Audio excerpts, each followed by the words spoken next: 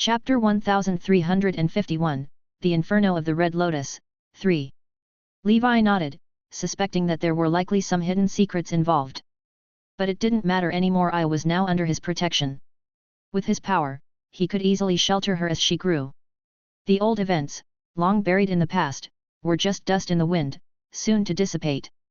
I looked at the sprouting buds on the banyan tree and curiously asked, "Island Master, I remember the goddess lived here. Are we back at the youth grassland?" Levi shook his head. "The goddess had to go somewhere far away. You'll understand when she wakes up." Aya nodded, then returned to her tree hollow to arrange her cozy little space before continuing her meditation and practice. This little one has it good. She started her journey in Rome, so to speak. Unlike me, who had to rely on myself and the panel, clawing my way up from the bottom, Levi mused, feeling a sense of satisfaction as he watched Aya's growth. He left the fairyland and withdrew the Holy Grail into his mind. Inside the Divine Ring Tower, the multicolored crystal grew a little larger. Over the past 2 years, Levi's meditation efficiency had improved thanks to the support of the Death Soul Date and a better training environment, speeding up his progress compared to before. His spiritual force had now reached 738 points.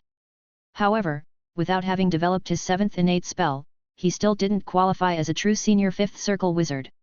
Yet, when it came to wizards, the only way to gauge a stranger's power was by measuring their spiritual force.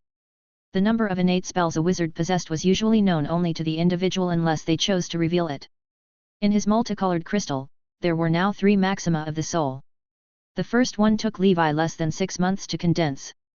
The next 2, however, took over 2 years. Moving forward, the time required would only increase, gradually compressing his training schedule. But Levi wasn't in a hurry. He had his lifespan to rely on. At just 222 years old, even if he had only the lifespan of a wizard, he still had nearly 800 years ahead of him. His moon rune had also been cultivated to level 3. His lifespan extension had now reached 20%, and each additional level would grant another 10%. Of course, the difficulty of training the moon rune was higher than that of the chariot or strength runes, so progress might slow in the future. Currently, his lifespan was a minimum of 1,200 years, a number that 99% of 5th circle wizards could only dream of. So, in a way, he was only 1/6 of the way through his life. In a mortal's lifespan, I'm still just a minor. With that thought, Levi bid farewell to Dragon Palace Island and flew toward the eastern region of the Io continent. Io continent. Eastern region. The chaos caused by the Black Lotus beast had persisted for several years and showed no signs of abating. Not only that, but many wizards, mages, and even beings from other races had been indiscriminately slain by the creature. Among the wizards, there were even some who were dragon descendants. On the shores of the Eastern Sea, in an uninhabited valley, the Black Lotus beast stood like a mountain, its expression vacant as it faced an approaching 5th-level dragon abomination. The beast opened its massive maw, releasing a jet-black, dragon-like breath that could obliterate everything in its path. Anything caught in the breath's trajectory was pulverized.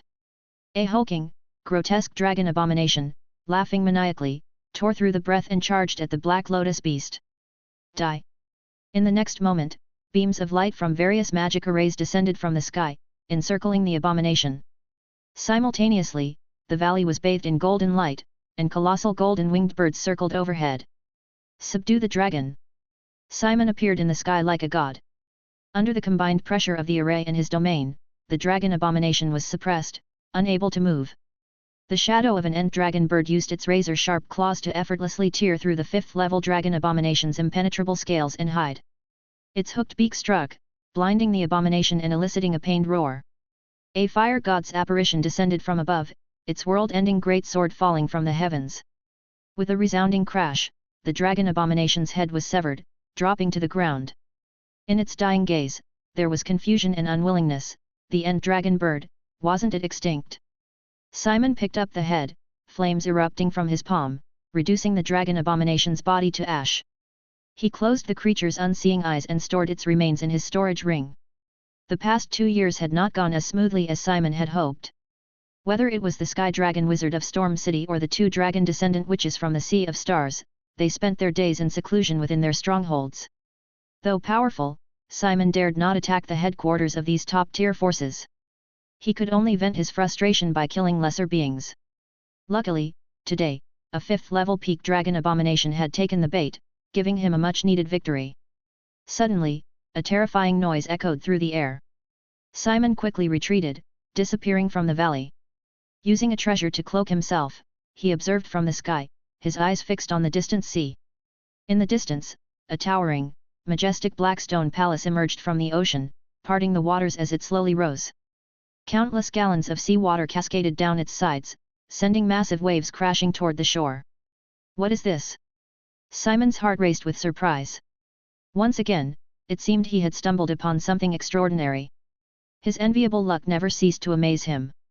He hid the black lotus beast nearby, then stealthily flew toward the rising palace. A quarter of an hour later, the massive black stone palace hovered in mid-air, unmoving. The air was thick with a primal, ancient aura. Simon sent a level 4 alchemy bird from his storage ring to fly toward the palace. The bird reached the palace's tightly shut doors without harm. After what felt like an eternity, the grand doors of the palace slowly opened, releasing a wave of decaying, ancient air. A massive, golden-veined hand shot out, gripping the alchemy bird tightly.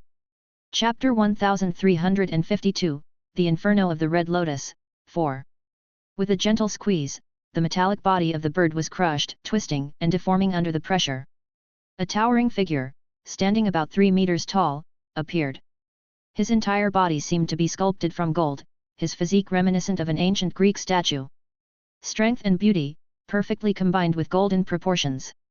He furrowed his brow, gazing into the void ahead, and with a wave of his hand, a beam of golden light shot forth, causing the very fabric of space to tremble. In the next moment, a muffled groan echoed from the void. Interesting, it managed to escape. But where exactly is this place? His name was Midir, a member of the Golden Absolutes. His homeland was the Great Golden Sacred Realm, a kingdom ruled by various sacred kings. The Golden Absolutes were people who loved to travel between planes and colonize them. They referred to any place outside the Golden Sacred Realm as the Black Sea, with countless new worlds scattered like stars across it. Thousands of years ago, he and a group of his kin set sail into the Black Sea aboard the Blackstone, led by Captain Erixus, in search of resources and wealth in the new worlds. After raiding several small worlds, they met with disaster: a maritime accident. They encountered a 7th-level Black Sea Leviathan. Though Captain Erixus was a powerful soul fighter, he was only at the 6th level. Even the unparalleled might of the Golden Absolutes was no match for a 7th-level sea monster. Captain Erixus, gravely injured, was forced to activate the Blackstone cannon of the Blackstone, heavily wounding the Leviathan. However, the Blackstone exhausted its energy in the process, leaving it completely sealed. All the officers and crew entered hibernation within the Golden Chambers. The Blackstone would automatically search for the nearest world and attempt a landing. What happened afterward remained a mystery. Midir was the first to awaken, being the 3rd officer on the ship and the 4th most powerful among them. The being that had been hiding in the distance, by the standards of their world, was only at the mid-5th level prime fighter realm. Before his slumber, Midir had already reached the peak of the 5th level and was considered a genius among the Golden Absolutes. For the other to have withstood his attack and escaped so calmly, it was clear that the transcendent civilization of this world was far stronger than he had imagined. He returned to the vast interior of the Blackstone, which was as spacious as a city. This grand palace was their ship, the Blackstone. The maritime industry of the Golden Sacred Realm was highly advanced. From a young age, Golden Absolutes were taught to aspire to become captains, to sail the Black Sea in search of new worlds. According to legend, the new worlds were filled with untold treasures and resources, so abundant that even the air was sweet. Typically, there were also uncivilized barbarians waiting to be enslaved. However, by decree, only powerful soul fighters were allowed to leave the sacred realm, recruit a crew, and sail the Black Sea. Thus, every member of the Golden Absolutes took pride in becoming a fighter, with the ultimate goal of becoming a soul fighter. As for the even more powerful star fighters and sacred kings, they were beings beyond their wildest dreams. In the hibernation chambers, which resembled an ancient tomb, golden liquid filled the metallic pods. Over 100 other Golden Absolutes, similar to Midir, lay in slumber. The sacred energy of this world is decent, Midir muttered, but it's far from enough to fully recharge the Blackstone. I'll need to find other sources of energy. Midir gazed at the central giant hibernation pod. Inside it lay a hulking figure, carved as if by blade and chisel, radiating a powerful aura. His body was covered in scars, black gas entwining around him, corroding his flesh. That 7th level sea monster was too strong. The captain's wounds still haven't healed. No matter, I'll wake the others first, gather resources, and repair the Blackstone, he muttered to himself. On the shores of the Eastern Sea, in a secluded valley, Simon materialized, narrowing his eyes as he stared at the towering Blackstone structure in the distance. This must be a relic left by the creator of the ancient tower on the 5th level. However, the guardian of this relic is absurdly strong. I doubt I can get in on my own, Simon thought. With this in mind, Simon quickly sent a message to Lord Roman. Not long after, he received a reply. The 9 Cities Alliance would dispatch 2 5th Circle Perfect Wizards, 10 other 5th Circle Wizards of varying experience, and over 100 4th Circle Wizards to join him. That Sky Dragon Wizard can live a little longer. I'll take care of him after I explore this relic, Simon decided. In the eastern part of Io, Storm City.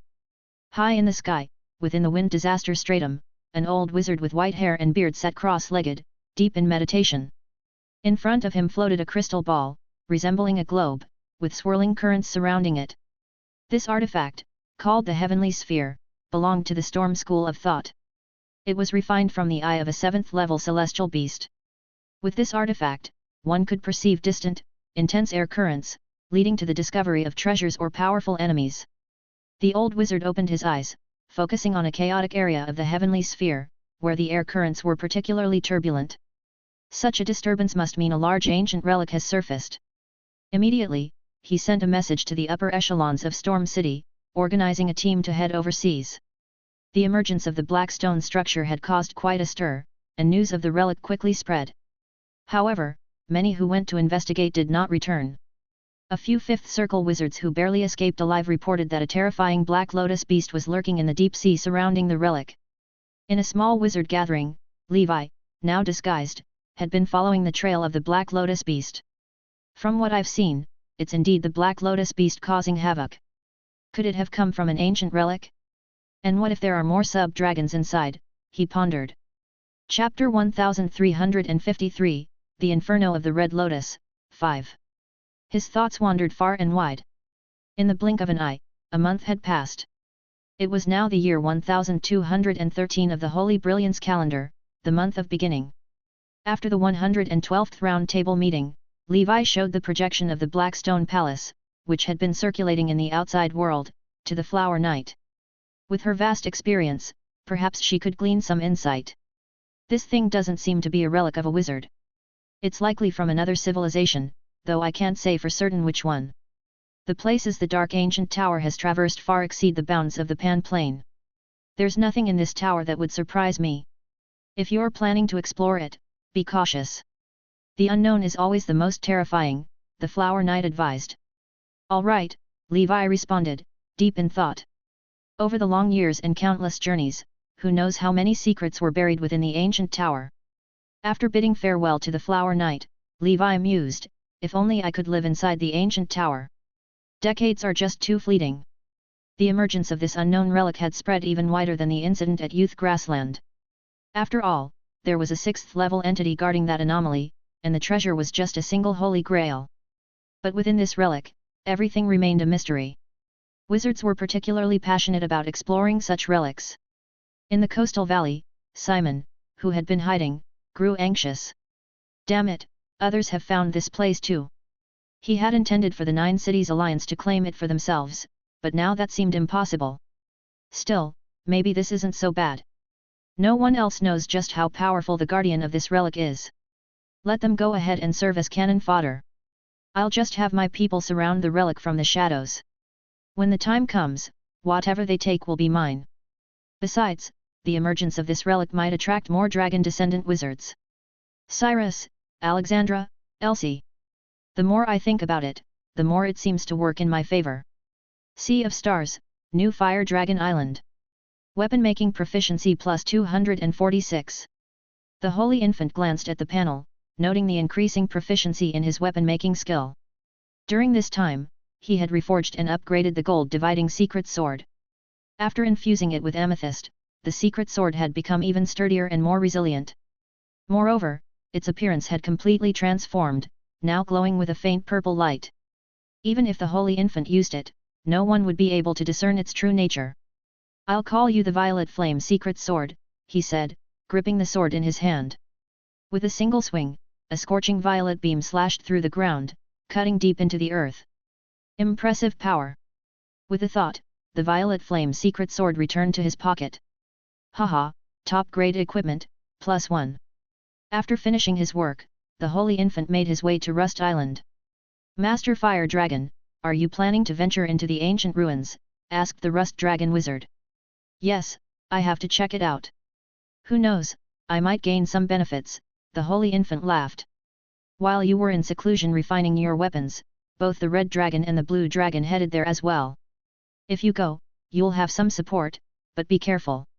I've heard that the Nine Cities Alliance has sent a lot of people. The commotion around these ruins seems like someone deliberately spread the word," the Rust Dragon Wizard warned. "Understood." After parting ways with the Rust Dragon Wizard, the Holy Infant set off eastward.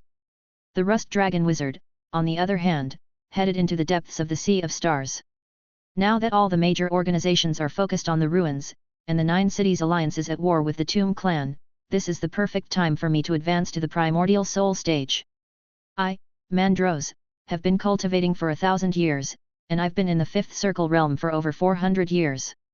With a spiritual force limit of 1060, 9 talents perfected, the bloodline of the ancient Rust Dragon, and 7 top-grade wizard tools, I've put everything on the line for this gamble. If not for being stuck at the spiritual force limit, he could have advanced to the Fifth Circle long ago. One could say that he had waited nearly 1,000 years for this moment. If I succeed, I'll be renowned across the seas, and if I fail, I'll die without regrets. West Coast. Deep Blue Organization Headquarters. During a meeting of the Deep Blue Sages, several Fifth Circle powerhouses were discussing important matters. The opening of these ruins is extraordinary, and geniuses from various schools are flocking to it. Although the Eastern Sea isn't our territory, we should still send some people.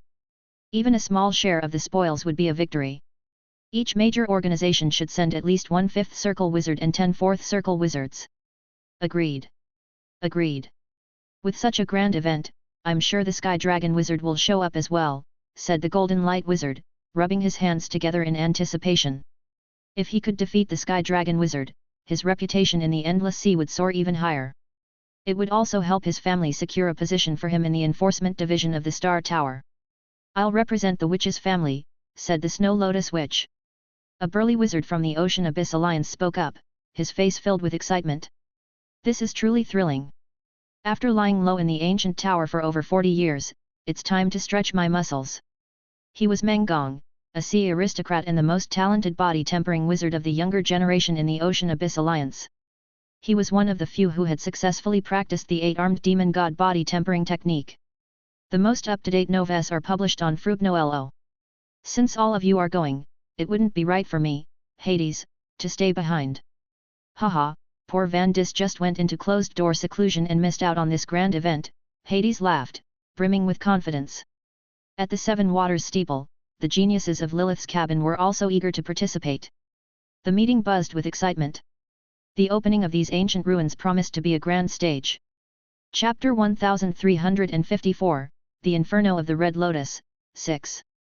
These top-tier geniuses had been lying low in their respective territories for decades. Though they had made some appearances, they hadn't yet encountered anyone truly formidable. Now, they were eager to find an opportunity to test the fruits of their cultivation. "You may go, but remember, your lives come first, and treasures come second. You are not ordinary people. If you were to die, it would be a significant loss to the organization. With your strength and trump cards, as long as you don't act recklessly, you should be able to retreat safely unless a primordial soul intervenes." After the meeting, fully armed teams began flying toward the Eastern Sea. Meanwhile, at the Divine Tower on Earth, Thunder Divine Hall, Frost Tower, and Death Valley, wizards, like wolves scenting prey, flew toward the ruins. Eastern Sea. Blackstone Palace. In one of its chambers, several Fourth Circle wizards were imprisoned. They were on the brink of death, their faces numb, as metallic tentacles hung from above, piercing their brains as if extracting something from them. Images projected in the void above. The wizards' faces were filled with terror as they struggled desperately, but it was all in vain. A woman, resembling an Athena statue, from the Golden Absolute's race, entered the room. She was Kagalai, the second officer of the Blackstone, also a peak-level prime fighter. These beings called wizards seem to wield powerful transcendent spells. Unfortunately, when it comes to spells and cultivation, the Blackstone cannot read or translate them, Kagalai said. No matter, Mida replied. Since the golden ancient tree created the heavens and the earth, and the sacred kings passed down the sacred law, our sacred realm has expanded its borders, witnessing countless transcendent systems as numerous as the stars, yet all inferior to ours. Only our sacred law is the strongest in all the realms of the Black Sea. Learning from others would only lead us astray. However, when we return to the golden sacred realm, we could have an expert decipher them, it might be of some reference to us. Kagalai added, speaking of the dark ancient tower, I recall an entry in the sacred realm's ancient texts about the Black Sea Tower. It's rumored to be one of the 10 wonders of the Black Sea. But to enter it, a specific key is required. Sadly, no one from our Golden Absolutes race has ever obtained such a key. It's said that a sacred king once tried to subdue the ancient tower but failed, and afterward, no one paid attention to it. So, leaving here might be more difficult than we thought, Midir said. We might need to rely on these wizards, or we could be trapped in the tower until death. Kagalai responded, all the sailors have been awakened, and First Officer Gullet is about to wake up as well. Once the captain awakens, we can carry out our plan. Holy Brilliance Calendar, 1213. Month of Germinal. The gates of the Blackstone Palace were tightly shut. In the surrounding seas, countless wizards lay hidden, waiting for the right moment. A powerful repulsive force surrounded the palace, preventing ordinary wizards from approaching. In a seaside valley, inside a concealed array, Simon, Gomez, and Besk stood at the forefront of their group. Behind them were over 100 wizards from the 9 Cities Alliance. As for the Black Lotus Beast, Simon had hidden it in the deep sea, intending it to be his trump card. All the major schools have arrived, with Storm City's forces being the strongest and most numerous. Our numbers aren't enough to confront them head-on. My suggestion is to wait. Someone is bound to lose patience and attack the palace. Once we've gauged the situation, we can make our move, Besk suggested. Has the Sky Dragon Wizard arrived as well? Simon asked. Yes. Good. On the other side of the sea. After 2 years of seclusion, the spiritual force of the Red Dragon Queen and the Blue Dragon Lady had grown ever closer to perfection. Unlike the Rust Dragon Wizard, however, they were still far from ready to advance to the primordial soul stage. Therefore, the opportunity to explore the relics was one they couldn't afford to miss. According to the Rust Dragon Wizard's message, Master Fire Dragon had also arrived. But the two of them had yet to locate him. Their past collaborations with Master Fire Dragon had been nothing short of perfectly harmonious. They were confident that if the three of them joined forces, they could eliminate any enemy below the primordial soul level. Above Blackstone Palace, within the wind disaster stratum high in the sky, a flying scythe beast hovered silently, unnoticed by anyone. 1,000 miles away from the palace, deep within the ocean, in a hidden array, Levi sat in quiet meditation. To keep a constant watch on the palace, he had specifically dispatched the closest flying scythe beast to monitor it in real time. The last time the Black Lotus beast was spotted, it was here. But after searching everywhere, I haven't found it. Could it have left? Levi's main goal in coming here was to find the Black Lotus beast. Nothing else mattered to him. His danger perception had gone into overdrive as soon as he approached Blackstone Palace, signaling the presence of a being inside that could pose a significant threat to him, likely a 6th-level powerhouse. He had no intention of entering the palace. Once he found the Black Lotus beast, he would leave immediately, avoiding any unnecessary trouble. No treasure was worth more than his life. However, he planned to leave Holy Infant here, hoping to take advantage of the chaos and perhaps gain a share of the spoils. Directly beneath Blackstone Palace, in an abyssal trench, a mountain-sized giant beast lay hidden in the endless darkness. Its black scales had turned to stone, blending seamlessly with the surrounding environment. Even up close, it would be impossible to tell that this was a living creature. Simon had already placed the Black Lotus beast here as his trump card. The tides of war were stirring in the Eastern Sea. Never before had so many wizards, alien races, and various forces from the Io continent gathered in one place on such a large scale. What secrets did this seemingly extraordinary Black Palace hold? How much wealth was hidden within? Finally, some could no longer hold back.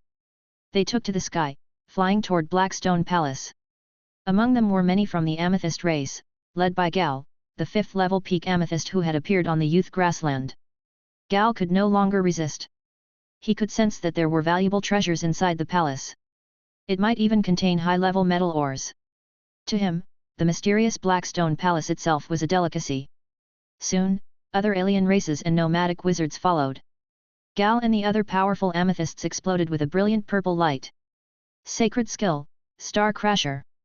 Dozens of purple beams converged into a massive fist shadow that caused the expressions of everyone present to change dramatically. With a thunderous explosion, the gate of Blackstone Palace trembled slightly but did not open. More and more people gathered at the entrance, unleashing a barrage of attacks against the door.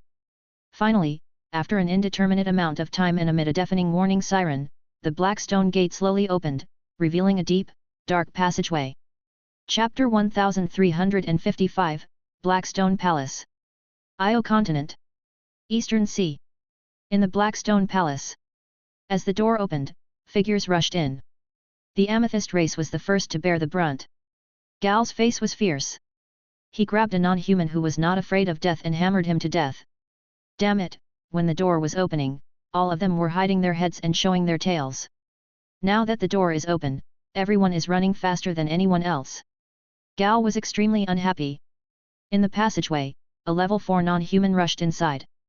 Suddenly, a black light shot out, and in an instant, he turned into a pile of fragments. I knew it. There must be a trap. A wizard who was following behind was still in a state of shock. In the wizard relic, there were countless more array traps than this. The space in the hall was very large. Just this passageway alone was endless. Those who had barged in knew that it was definitely very dangerous. However, wealth came from danger. Without danger, where would there be opportunities? Everyone was hoping that the person who would die might not be them. After discovering that there was an incomparably sharp ray attack in the passageway, everyone displayed their magical powers to get through the passageway. Those who could survive until now were not weak. Someone must have made it through this long passage. A 5th circle wizard tried to break through the passage, but they found that it was a futile effort. This Blackstone Palace was made entirely of an unknown black metal. It was extremely hard and there were complicated mysterious runes on it. Purple light shone brightly on Gal's body. His claw stabbed into the passageway and exerted force. Gal actually lifted up a small piece of metal. He was indeed a peak level 5 amethyst race member. Gal did not hesitate to send it into his stomach. As expected, this hall itself is a very delicious metal. Ha ha ha, my opportunity is here, Gal laughed maniacally. He charged forward like a raging bull. Regardless of whether it was the foreign races or the wizards, they all avoided Gal. The hall was in chaos. Outside the hall, the people from the top wizard organizations did not act rashly. High in the sky, the Prince of Airstream looked at the chaotic scene below with a relaxed expression. Let these blind fools die first. In comparison, the Prince of Airstream looked forward to sparring with the hidden geniuses of the other organizations. Levi was at the bottom of the sea 1,000 miles away, quietly observing the situation. None of these big organizations entered the arena. They all want to play the game of the mantis stalking the cicada, unaware of the aureole behind. At the center of the Blackstone Palace. In the hibernation cabin. Midir, Kagalai, Gullet, the 3 deputies, and hundreds of sailors had all been awakened. Only Erixus, the captain of the Blackstone, was still sleeping. They could only mobilize a small portion of the authority of the Blackstone. Moreover, the Blackstone had already run out of energy, so it was a little powerless against the sudden siege. If Blackstone was at its peak, how could it be broken in by these mobs? Gullet held his forehead and thought of a countermeasure. He had a beard on both sides of his temples, a well-built body, and a well-proportioned body. He was half naked and had a powerful aura. Suddenly, Gullet's expression darkened. There are already intruders entering the sea monster's cage. Further ahead is the resource cabin. The resources we plundered from the small world are all there. Midir said, it's too late. Let me lead a team and eliminate these intruders. The resource cabin cannot be lost. Gullet thought for a moment and said, yes, you and Kagalai will each lead a team to resist the invaders and buy time. I'll lead a team and guard the hibernation cabin. I'll forcefully awaken the captain according to the Sacred Realm's laws. Otherwise, our strength alone won't be enough to fight against these intruders. This is the only way now. I hope Captain won't blame us when he wakes up. As people from the Golden Sacred Realm, they had always robbed others on the Black Sea. Now, the roles had been reversed. Mitter and Kagalai brought the sailors who had just woken up and left through a special secret passage. On the other side, the wizards came to a wide corridor. There were many doors on both sides of the corridor. There were symbols written on it that the wizards could not understand at all. This is indeed not the relic of the wizard civilization. A fifth circle wizard used a spell to shatter a door. A rotten smell assaulted his senses. Inside the room was a giant beast skeleton. The other doors were also opened. Most of them were the skeletons of giant beasts of various shapes and sizes, and there was no lack of human-like creatures. It feels like a laboratory of another civilization or a place where transcendent creatures were imprisoned. A wizard used a spell to blast open the door.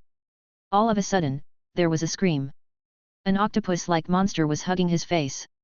In the blink of an eye, it swallowed the wizard's head, and the sound of chewing echoed in the corridor. A fourth circle wizard disappeared in the blink of an eye. There are still monsters alive. In the next moment, the octopus was flashing in the corridor, scurrying around, killing, and was only stopped when it met a fifth circle senior wizard. Damn it! With the lesson just now, the others did not dare to open the door recklessly. The group of people quickly rushed forward. After passing through the corridor, they passed through some traps.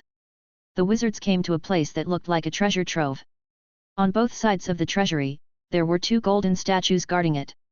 All kinds of colorful spells were thrown at the door of the treasure vault. Rumble!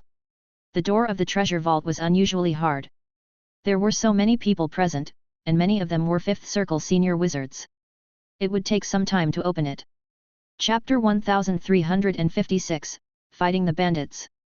Golden liquid quietly seeped out from the walls of the hall and descended from the sky, turning into Mitter and the Gold Absolute's race sailors. Intruders, you dare to trespass into our private sacred territory. None of you can escape today. Mitter roared. However, none of the wizards and foreign races knew what Mitter was talking about. Because of the influence of the wizard civilization, most of the Plain Masters in Sauron Plain knew the common language of the wizards. Combined with the unique style of the relic, everyone was basically convinced that these golden humans that looked like statues should have come from outside the Pan Plain. For a moment, the hearts of the wizards burned with passion. An unknown civilization meant more treasures, wealth, and resources. I'll show you the power of the Sacred Realm's warriors. Mitter saw that his threat was futile and charged into the crowd. His arm turned into a long saber. Sacred Law, Blade Dancer. After spinning for a while, many fourth circle wizards were killed on the spot as the blades danced in the air. Of course, wizards weren't to be trifled with either. Relying on their numbers advantage, they threw out their innate spells as these spells were free. Under the bombardment, the Golden Absolute's race members were soon beaten up. In truth, the Golden Absolute's race's strength wasn't limited to this. Unfortunately, everyone had just woken up and had encountered such a change.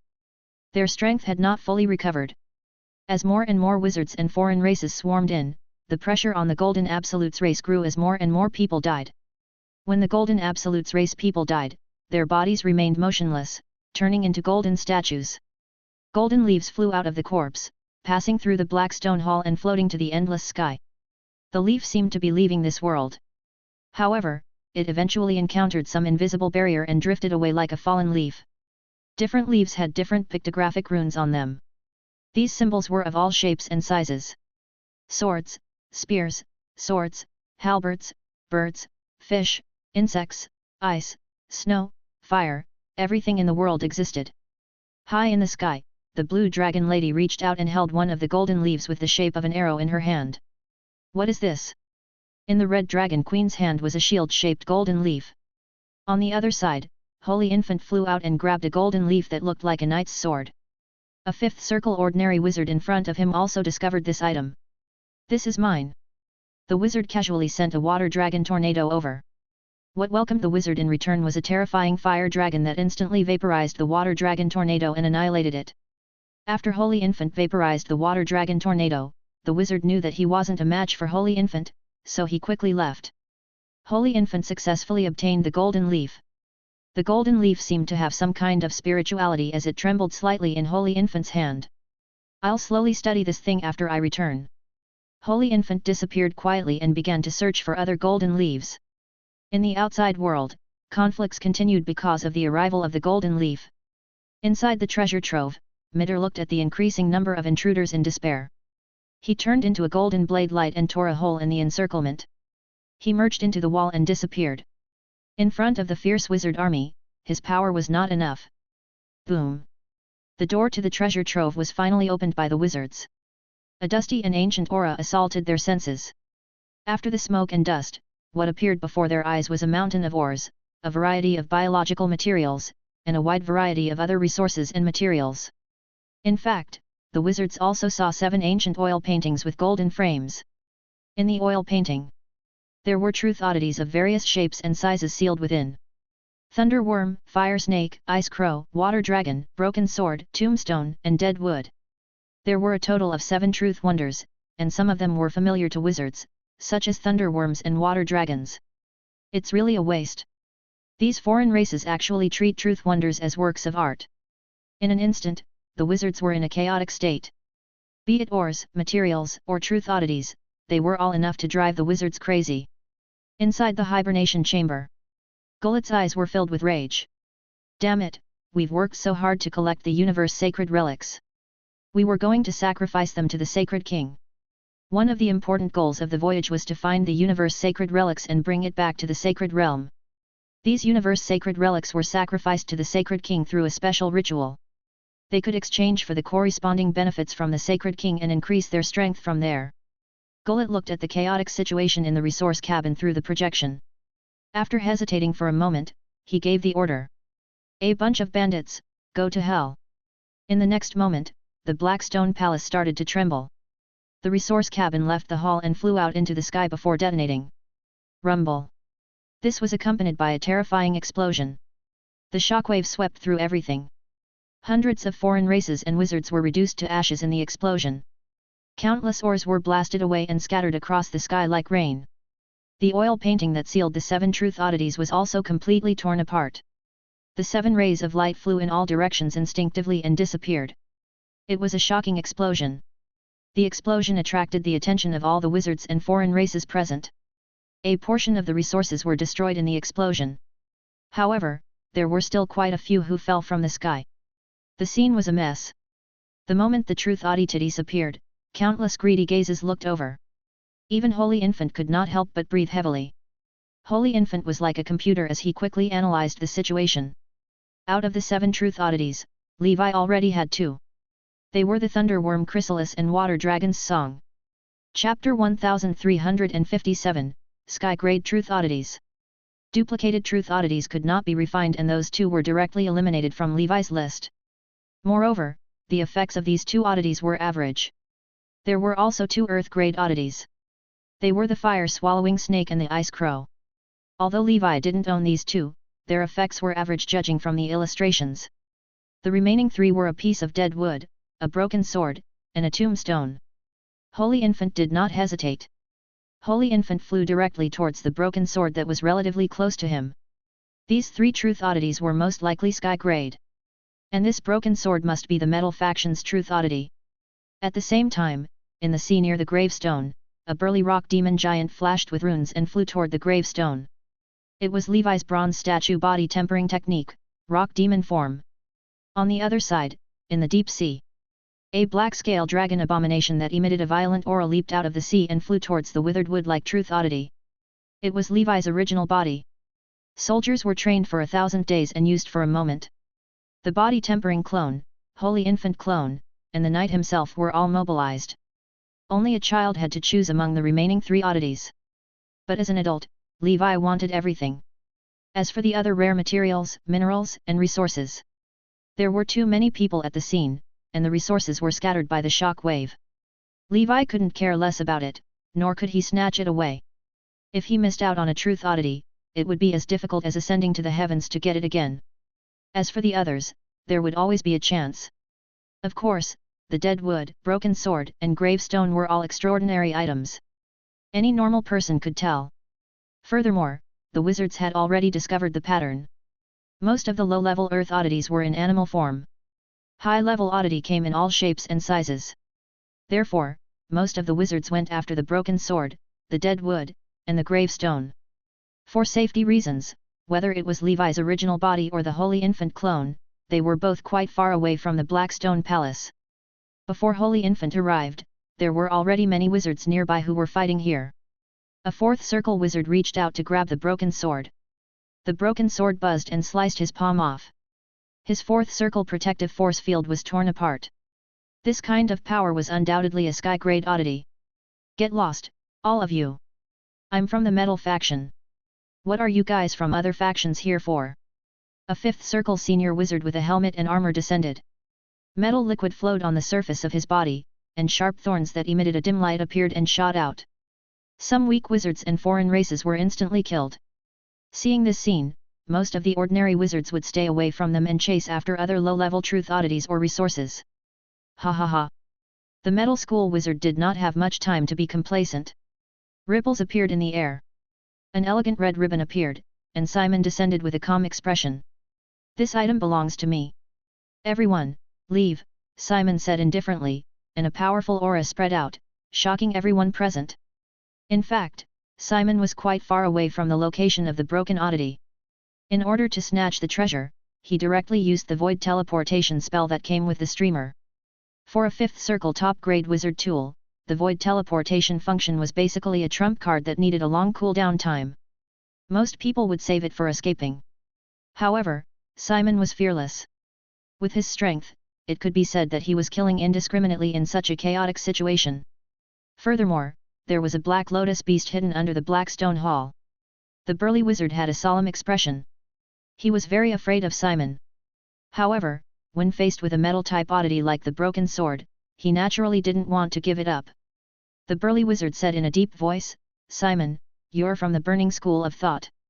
I have a top-grade fire element wizard tool here. Why don't we make an exchange? There's no need for us to fight to the death over it. Get lost." Simon was too lazy to explain anything. This kind of treasure belonged to the capable. It didn't matter if Simon didn't need it or not. He could exchange it anyway. The burly wizard's expression hardened, and he said coldly, "I, Steelthorn Sodek, shall fight you, the top genius of the Burning faction." Steelthorn Sodek was also a reputable figure in his organization. At this time, he couldn't retreat. Simon narrowed his eyes and sneered. Then, a red light burst out. The flame beam that could cut through everything shot towards Sodek. Sodek condensed a metal shield. On the surface of the shield, hundreds of metal spikes shot out. It was pierced. The defense that Sodek was so proud of was split open by the flame. His right arm was cut off. Simon held the streamer in his hand and flung it out. The air exploded as the streamer extended and wrapped around Sodek. After that, a scorching red flame followed the streamer and roasted it. The metal armor began to melt, and the smell of roasted meat filled the air. Sodek struggled and said with a trembling voice, "The oddity is yours. I don't want it anymore. Don't kill me, please." Simon sneered, "Why didn't you cherish the opportunity I gave you? You would only realize the seriousness of the problem before you die. Looks like I was too kind." Amidst the raging flames, Sodek turned into ashes and dissipated with the wind. Simon pulled back the streamer and threw it again, entangling the short sword in the distance. The fire god's phantom appeared and grabbed the short sword with its big hand. Simon's eyes were calm as he looked at the wizards around him. A smile appeared on his face. The wizards maintained a safe distance and did not dare to go forward. Clearly, they were intimidated by his ferocity. Even a fifth circle wizard could not bear to go after witnessing this scene. Chapter 1358, Ferocious Fight for the Oddity. The gap between them and Simon was too big. Moreover, the army of the Nine Cities Alliance was rushing over from afar. At that time, the wizards present would have even less hope. In the crowd, Holy Infant muttered in his heart, "Simon again. All right, I'll let you keep it. Otherwise, it will be stolen by other small fries and I won't be able to find it." Holy Infant did not act rashly. Now was not the time. Anyway, this guy would definitely continue to snatch other things. On the other side, the body-tempering clone was quite lucky. The direction the oddity flew in was right in his path. The body-tempering clone's arm stretched endlessly until his limit reached nearly 1,000 meters. From afar, he held onto the tombstone. The tombstone was tightly wrapped in an asphalt-like substance. No matter how it struggled, it was useless. Bang! He retracted his arm and fused it into the body of the body-tempering clone. As Levi's spiritual force increased, the strength of this body-tempering clone had long reached the 5th Circle senior realm. The other 5th Circle wizard who was about to succeed was dumbfounded. After he regained his composure, he hurriedly shouted, "Hand over the oddity." One after another, innate spells smashed towards the body-tempering clone. In the form of a rock demon giant, the body-tempering clone's magic resistance was extremely high. Although these spells were powerful, it was difficult to cause fatal damage. Coupled with the rock demon giant's powerful healing and recovery abilities, the body-tempering clone easily withstood it. The body-tempering clone disappeared into the sea. A row of wizards chased after him. "Don't let him escape. How can a body-refining wizard defy the heavens?" Boom! Just as the body-tempering clone escaping, a terrifying aura came from the sky ahead. A tall, bald wizard with 8 arms suddenly charged out, shocking everyone present. It's the sea aristocrat, Meng Gong. The body-tempering genius of the Ocean Abyss Alliance. It's said that he can resist 5th Circle spells with his body. He's simply inhuman. Meng Gong looked at the body-tempering clone. Interesting. There's actually someone who has cultivated a body-tempering technique to such a realm. Moreover, this fellow seems to be just a clone. I wonder where is the main body? Meng Gong stretched his muscles and bones, waving his 8 arms. The fist shadows that filled the sky smashed toward the body-tempering clone. The body-tempering clone had no intention of fighting. Suddenly, the rock demon's form disintegrated and turned into a water ghost that was constantly gathering and dispersing. It withstood the attacks of the fist shadows and broke through Meng Gong's blockade. Meng Gong's expression changed. He didn't expect that this body-tempering clone could work like this. However, Meng Gong was a dual cultivator, so he quickly used his innate technique to sweep the sea within a radius of a mile to find the body-tempering clone. At the same time, the fist wind swept out, and terrifying impacts exploded into hundreds and thousands of water waves. "Come out!" Meng Gong roared, releasing his spiritual power to increase his perception. However, Meng Gong discovered that the body-tempering clone had already run far away. Meng Gong was about to give chase when suddenly, high temperatures pervaded the air. Meng Gong instinctively used his 8 arms to protect his body. His protective force field and his wizard tools all flashed. The world-destroying flame sword struck and sent Meng Gong flying. Meng Gong felt a sharp pain. He looked at his chest. A deep wound appeared, and noble purple blood flowed. Purple body-refining runes flickered, healing his injuries. "Simon!" Meng Gong roared. Under the effect of the spell runes, his body kept expanding. The 8 arms held the purple demonic axe and hacked down. Before the huge axe even landed, the sea surface was split apart. It could be seen how fierce the attack was. Simon was not afraid. Behind him, the fire god's phantom split the sky and earth. The flame sword collided with the demonic axe. After one attack, the two were evenly matched. Seeing this, Simon's figure shot out. "Black Lotus Beast, stop him!" Simon chased after the body-tempering clone at an even faster speed. "You want to run after ambushing me?" Meng Gong was furious and wanted to chase after Simon. In the next moment, danger struck him. Meng Gong hurriedly dodged. The sea water was boiling. A pitch-black breath spewed up from the abyss, destroying everything in its path. The Black Lotus Beast had been lying low for a long time. Under Simon's command, it charged toward Meng Gong. Meng Gong's expression changed drastically. The strongest sub-dragon species, Black Lotus Beast. He narrowly avoided the Black Lotus Beast's breath and only grazed it. Meng Gong's powerful tempered body was actually injured. He did not dare to be negligent and used all his skills to fight the Black Lotus Beast. The battlefield was a mess. All the forces were fighting for resources and oddities. These resources were all obtained from the Black Stone after plundering a few small worlds. Naturally, they were very abundant. Fire, thunder, sea, earth, undead spirits, ice. The attacks of the various factions complemented each other.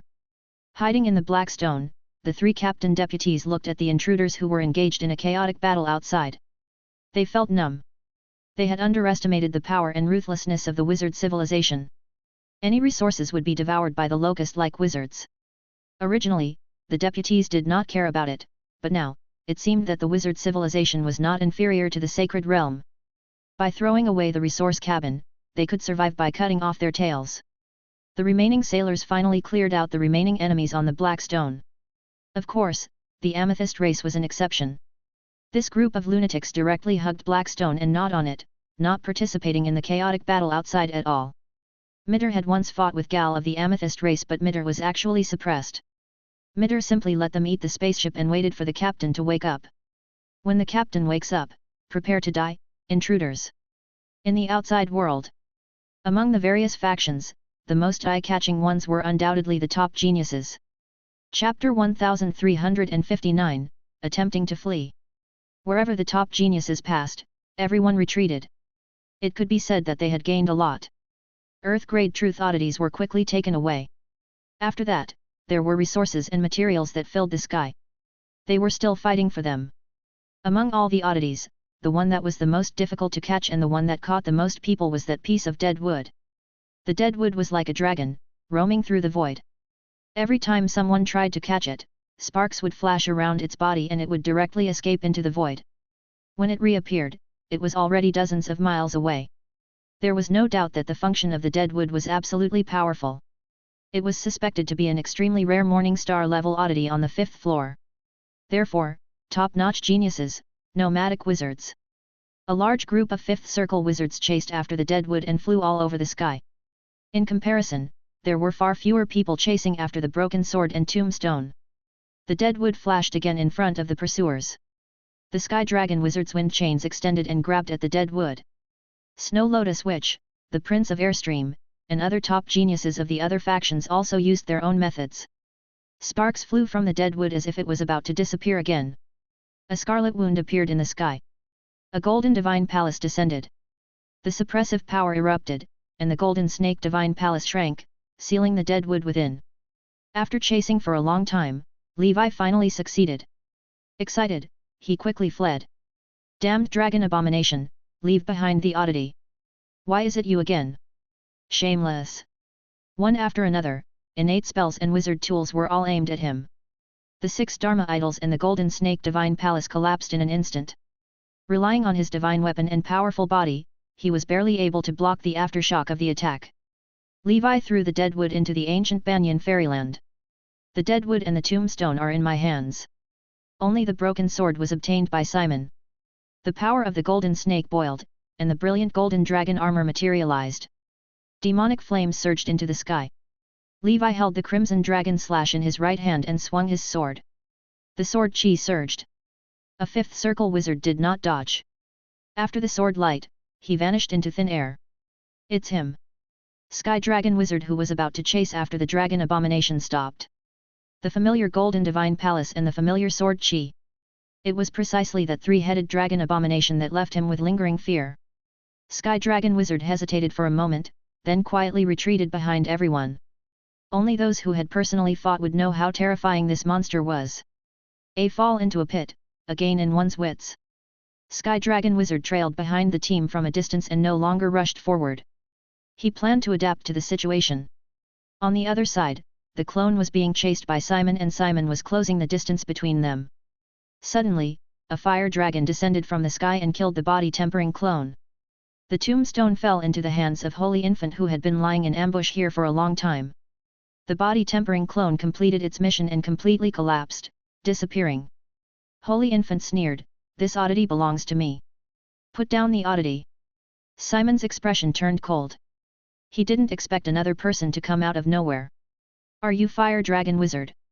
Simon suddenly remembered that this person was from the White Robe Wizard Association. "So what if I am?" "Die." On the ancient umbrella, the 9 divine dragons gathered and attacked Simon. Simon's expression changed. The fire god's phantom flew into the air and slashed down with his huge sword. The streamers fluttered and brought Simon away quickly. Seizing this opportunity, Holy Infant also used the void teleportation function of the extreme fire wheel and fled hundreds of miles away in an instant. Boom! The terrifying explosion frightened countless wizards into retreating. Simon's furious figure flew out of it. Damn it! This man also has a top-grade wizard tool with void teleportation. Seeing that the tombstone could not be chased back for the time being, Simon's eyes were cold as he analyzed calmly. Through the intelligence of the other wizards in the 9 Cities Alliance, Simon learned that of the 7 great oddities, excluding Earth-grade oddities, there were 3 Sky-grade oddities. Simon currently had 1, and the Fire Dragon Wizard had 1. The remaining one was obtained by that dragon abomination. Simon looked around the battlefield, his gaze like an eagle. Cyrus, Alexandra, Elsie. You're all here. When I get the last oddity, it'll be your death. Simon had the Black Lotus beast give up on delaying Mengong and went to try and surround Dragon Abomination. Simon turned into a flowing light and chased after Dragon Abomination. I originally thought that the Dragon Abominations have all been killed. I didn't expect that there was still one alive. It's really a group of cockroaches that can't be killed. This time, you have nowhere to go. The one who will kill you must be me. In mid-air, Levi fled frantically. As time passed, the sense of danger kept coming. This wasn't from the other wizards present. Instead, it came from the Blackstone Hall. He knew that there was definitely a level 6 existence in the depths of the hall. Therefore, Levi had to leave this place as soon as possible and could not stay for long. As for Holy Infant, he had already left the battlefield and found a place to hide by relying on the extreme fire wheel. There were too many enemies behind Levi's main body, and they were chasing him too closely. They were casting spells continuously. Levi had many methods that he couldn't use. Suddenly, the sea in front of him split into huge waves. At the top of the sea wall, the Black Lotus beast stood there like a ferocious beast that could destroy the world. The Black Lotus beast's scarlet and aggressive eyes stared at Levi. Levi noticed that there seemed to be a wizard tool similar to the spirit binding ring around the Black Lotus beast's neck. As expected, this is man-made. From the beginning to the end, Dragon's Valley and the Black Lotus beast were all part of someone's scheme. The Black Lotus beast could hold its own against 10,000 enemies. No wizard dared to approach it. After all, it was invincible. However, in the sky, that dragon abomination didn't dodge, he flew towards the Black Lotus beast. Behind him was a large group of experts. In the distance, Alexandra and Elsie looked at this scene in shock. The clash between the auras of two ancient ferocious beasts was truly spectacular. Is this the strongest sub-dragon at the peak of level 5? Perhaps it isn't too far away from level 6. Is this dragon abomination seeking death? Chapter 1360, Attack of the Golden Light Wizard. The two women didn't participate in the fight for the truth oddity. Firstly, they were not compatible with the items, and secondly, it was too dangerous. The two women mainly snatched some other resources and materials. In the next moment, something unbelievable happened. Dragon Abomination's large hand tore, tearing open a hole in the void. This scene caused the expressions of the people chasing behind to change drastically. Level 6 expert. No, it should be some kind of treasure. I heard that this dragon abomination obtained a holy grail treasure in the youth grassland. This must be the function of the holy grail. Such a spatial treasure was actually obtained by a dragon abomination? This is simply unacceptable. This treasure is probably even more precious than the oddity. As the space void cracked, a huge suction force came. The mountain-like Black Lotus beast was sucked into it. On the grassland, within the 8 heavenly dragons' prison, the Black Lotus beast's figure appeared. It looked confused and did not know what was going on. The Grand Array was activated, completely trapping the Black Lotus beast within. At the location of the array core, many level 5 creatures presided over the Grand Array, and the Wind God model descended with wind thunder power. Endless tornadoes and thunderbolts charged toward the Black Lotus beast. Whether it was a transcendent creature or the Wind God model, there was only one goal. Assist the 8 heavenly dragon prison to trap the Black Lotus beasts for a period of time and ensure their own safety. As for killing the Black Lotus beast, they couldn't do it. The 8 heavenly dragon prison was so powerful that even if the Black Lotus beast was in the perfected 5th circle realm, it would not be able to break through in a short period of time. Levi had that much confidence in the 8 heavenly dragon prison. After putting away the Black Lotus beast, Levi heaved a sigh of relief. Now, I can finally take a gamble without any worries. He suddenly sped up and disappeared into the Scarlet Dark Dimension, shaking off another group of people. However, the group of top-notch geniuses relied on their own methods to catch up. Levi was also struck by some unknown wizard tool, and the Scarlet Dark Dimension was blasted out. How annoying! I only stole 3 truth oddities. Is there a need to do this? Cursed Levi. Seeing Dragon Abomination being beaten out of the Scarlet Dark Dimension, the Golden Light Wizard was ecstatic. He raised his hand, and hundreds of lightning chains fell from the sky and covered the sea. Leave behind treasures and oddity. Levi rushed into the hole, and lightning crackled and sparks flew everywhere. The other fifth circle wizards looked at this scene in horror. This is crazy.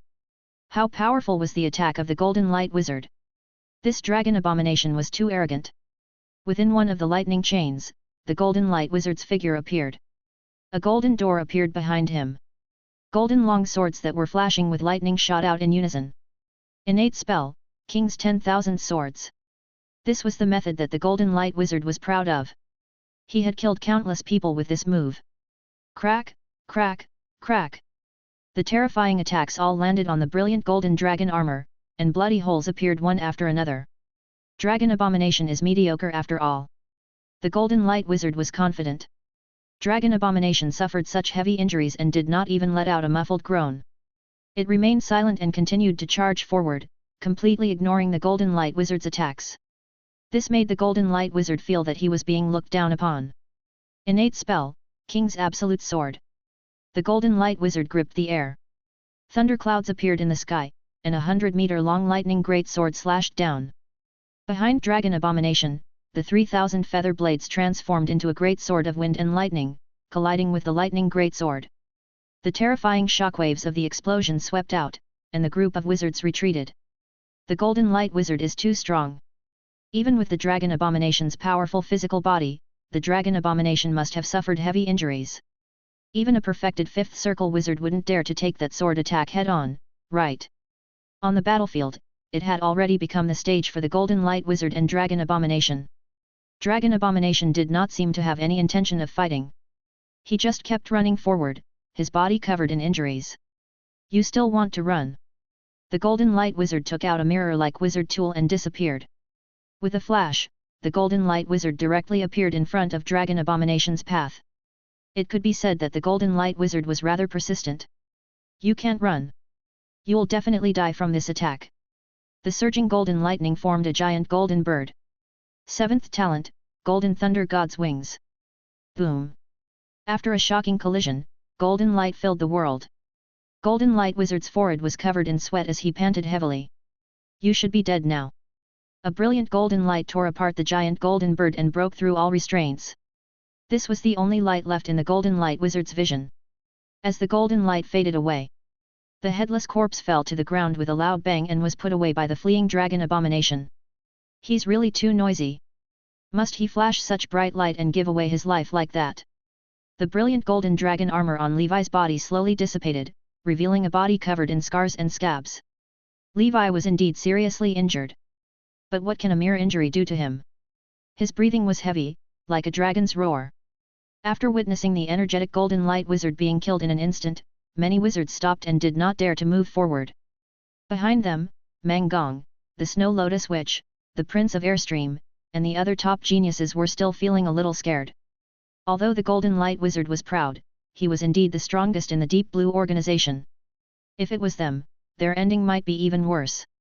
Taking advantage of the time that the golden light wizard was stalling for time, the wizards quietly surrounded dragon abomination. Under the temptation of the dead wood, which was suspected to be a morning star level oddity, they could not leave so easily. At this moment, a cold voice sounded in the sky. All scram, dragon abomination is mine. One by one, the dragon heads descended from the sky. In the dragon's mouth, an array light shot into the sky, surrounding dragon abomination. Simon descended from the sky, bathed in the flames. The streamers behind him fluttered like a god of fire. Chapter 1361, You're the Fire Dragon Destroyer. The corners of Simon's mouth curled up. He did not panic in the slightest when facing dragon abomination, who had just killed the golden light wizard and was filled with arrogance. Ever since Simon descended, the other geniuses had paled in comparison. He seemed to be the center of the world. In the distance, Sky Dragon Wizard's expression changed. This Simon has good methods. Taking advantage of the battle between Dragon Abomination and the Golden Light Wizard, he has already set up an array without anyone knowing. The Snow Lotus Witch had a complicated look in her eyes. On one hand, as a wizard, she hoped that Dragon Abomination would be executed. On the other hand, she seemed to want Simon to die more. In the distance, Alexandra and Elsie had a good harvest. Sensing the increasingly chaotic situation, they quickly left. Suddenly, Alexandra looked into the distance as a flaming figure descended. It's actually that pervert, Simon. In the past 2 years, Alexandra would always think of Simon's terrifying gaze, as well as the golden wings, sharp claws, and curved beak of the End Dragon bird. The fear that came from her bloodline made her unwilling to face Simon again. Naturally, Elsie was not in a good state. Add latest chapters at Freeobnovlo only. Alexandra, let's go. We can't kill him for now. After all, the people from the 9 Cities Alliance are here, said Elsie. Alexandra shook her head and said firmly, if he grows even more, he will be the nightmare of all dragon descendant wizards. This dragon abomination's strength is extraordinary. Even if Simon could defeat the dragon abomination, he would also need to pay a considerable price. Elsie, our chance to kill Simon is today. If I don't kill him, my emotional state won't be stable. Elsie sighed and said, then let's try it once. If it doesn't work, we mustn't stay in the battle. It's never too late for us to take revenge. After saying that, they found a place to hide and waited for an opportunity to move. In the middle of the battlefield, Levi could feel it. Many greedy gazes were fixed on this place. Who knew how many people were waiting for him and Simon to be injured and benefit from it? Simon landed outside the array. He narrowed his eyes and smiled faintly. Do you want to know how many of these array items are the heads of your compatriots? Dragon Abomination was silent. What are you afraid of? Aren't you a high and mighty dragon? Aren't you a strong incarnation? When you were soaring in the clouds, did you ever think that humans as insignificant as ants would play this final elegy for you? Simon laughed maniacally. The array's light shone brightly, and the increasingly powerful suppressive force made Dragon Abomination's body emit the sound of bones exploding and breaking. However, the Dragon Abomination remained as still as a mountain. The Dragon Abomination was silent and did not even let out a muffled groan. Simon's self-created Dragon Annihilation Array was slowly developed. After thousands of improvements, upgrades, and continuous addition of new dragon heads, Simon was confident that even a peak level 5 dragon would not be able to break it easily. Simon's murderous aura soared into the sky, and the streamers behind him grew in the wind until they filled the world. In his mind, the majestic voice of the End Dragon bird seemed to come from an infinite height. Kill him and you will receive my gift. You will obtain an even stronger dragon-slaying power. Simon's blood was boiling. He clenched his right hand. The light from the array shot up into the sky, dazzling and blinding. All the wizards retreated further and further away. They could feel that if they were not careful and got involved, it would be a very tragic outcome for them. High in the sky, red clouds filled the sky. An extremely majestic, 100-meter-tall fire god phantom stood in the clouds. The world-destroying flame sword appeared, and the fire god descended from the sky, slashing out. The airwaves split the sky and earth, it was unstoppable. I, the fire dragon destroyer, Simon. The final emissary of all dragons. Boom! A terrifying shockwave swept out, and the array buzzed and trembled. The flames dissipated. Suddenly, night fell, and the sea became dark. The dragon head that people had imagined did not appear. The huge fire god phantom stopped in midair. A 3-headed dragon god phantom with black flames covering the sky grabbed the world-destroying flame sword with 6 muscular arms and sharp dragon claws. The fire god roared and exerted its strength, wanting to slash down. However, Levi's power was no longer what it used to be after the Crimson Emperor Dragon became level 5. Now, with the support of the 3-headed dragon god and other forms, it was even more so. The fire god wanted to pull out the flame sword, but he couldn't do it. Levi stood in front of the dragon god. The Crimson Emperor Dragon armor materialized, and his right arm turned into a ferocious dragon head. Roar! Crimson Emperor Dragon's breath gushed out. The fire god's head instantly exploded. The headless body collapsed and returned to Simon's body. Simon's expression changed slightly as he continued to control the Dragon Annihilation Array to suppress Dragon Abomination. The dragon god roared ferociously. 6 arms held the black flame greatsword and turned from defense to offense. The scarlet cape fluttered in the wind, and the dragon god's aura covered the sky. How are you even called the Fire Dragon Destroyer? The dragon god raised the great sword high and activated the Heavenly Dragon Sword Codex. The Crimson Dragon Sword Chi tore apart the Dragon Annihilation Array that Simon was so proud of. Immediately after, the Crimson Emperor Divine Palace descended. Under the extremely high temperature, the surface of the dragon heads that wanted to escape began to melt. Then, they were crushed by the 3,000 feather blades and turned into ashes. Simon's expression changed drastically. Not only did this dragon abomination break his array, but he was also extremely smart to destroy Simon's array items. It was definitely not simple. Simon immediately threw out a streamer and wrapped it around the dragon god. However, the scarlet cloak around the dragon god fluttered, and it directly rolled up the streamers and took them away. It was as smooth as flowing water. Simon started to panic. He used his greatest trump card without hesitation. 7th talent.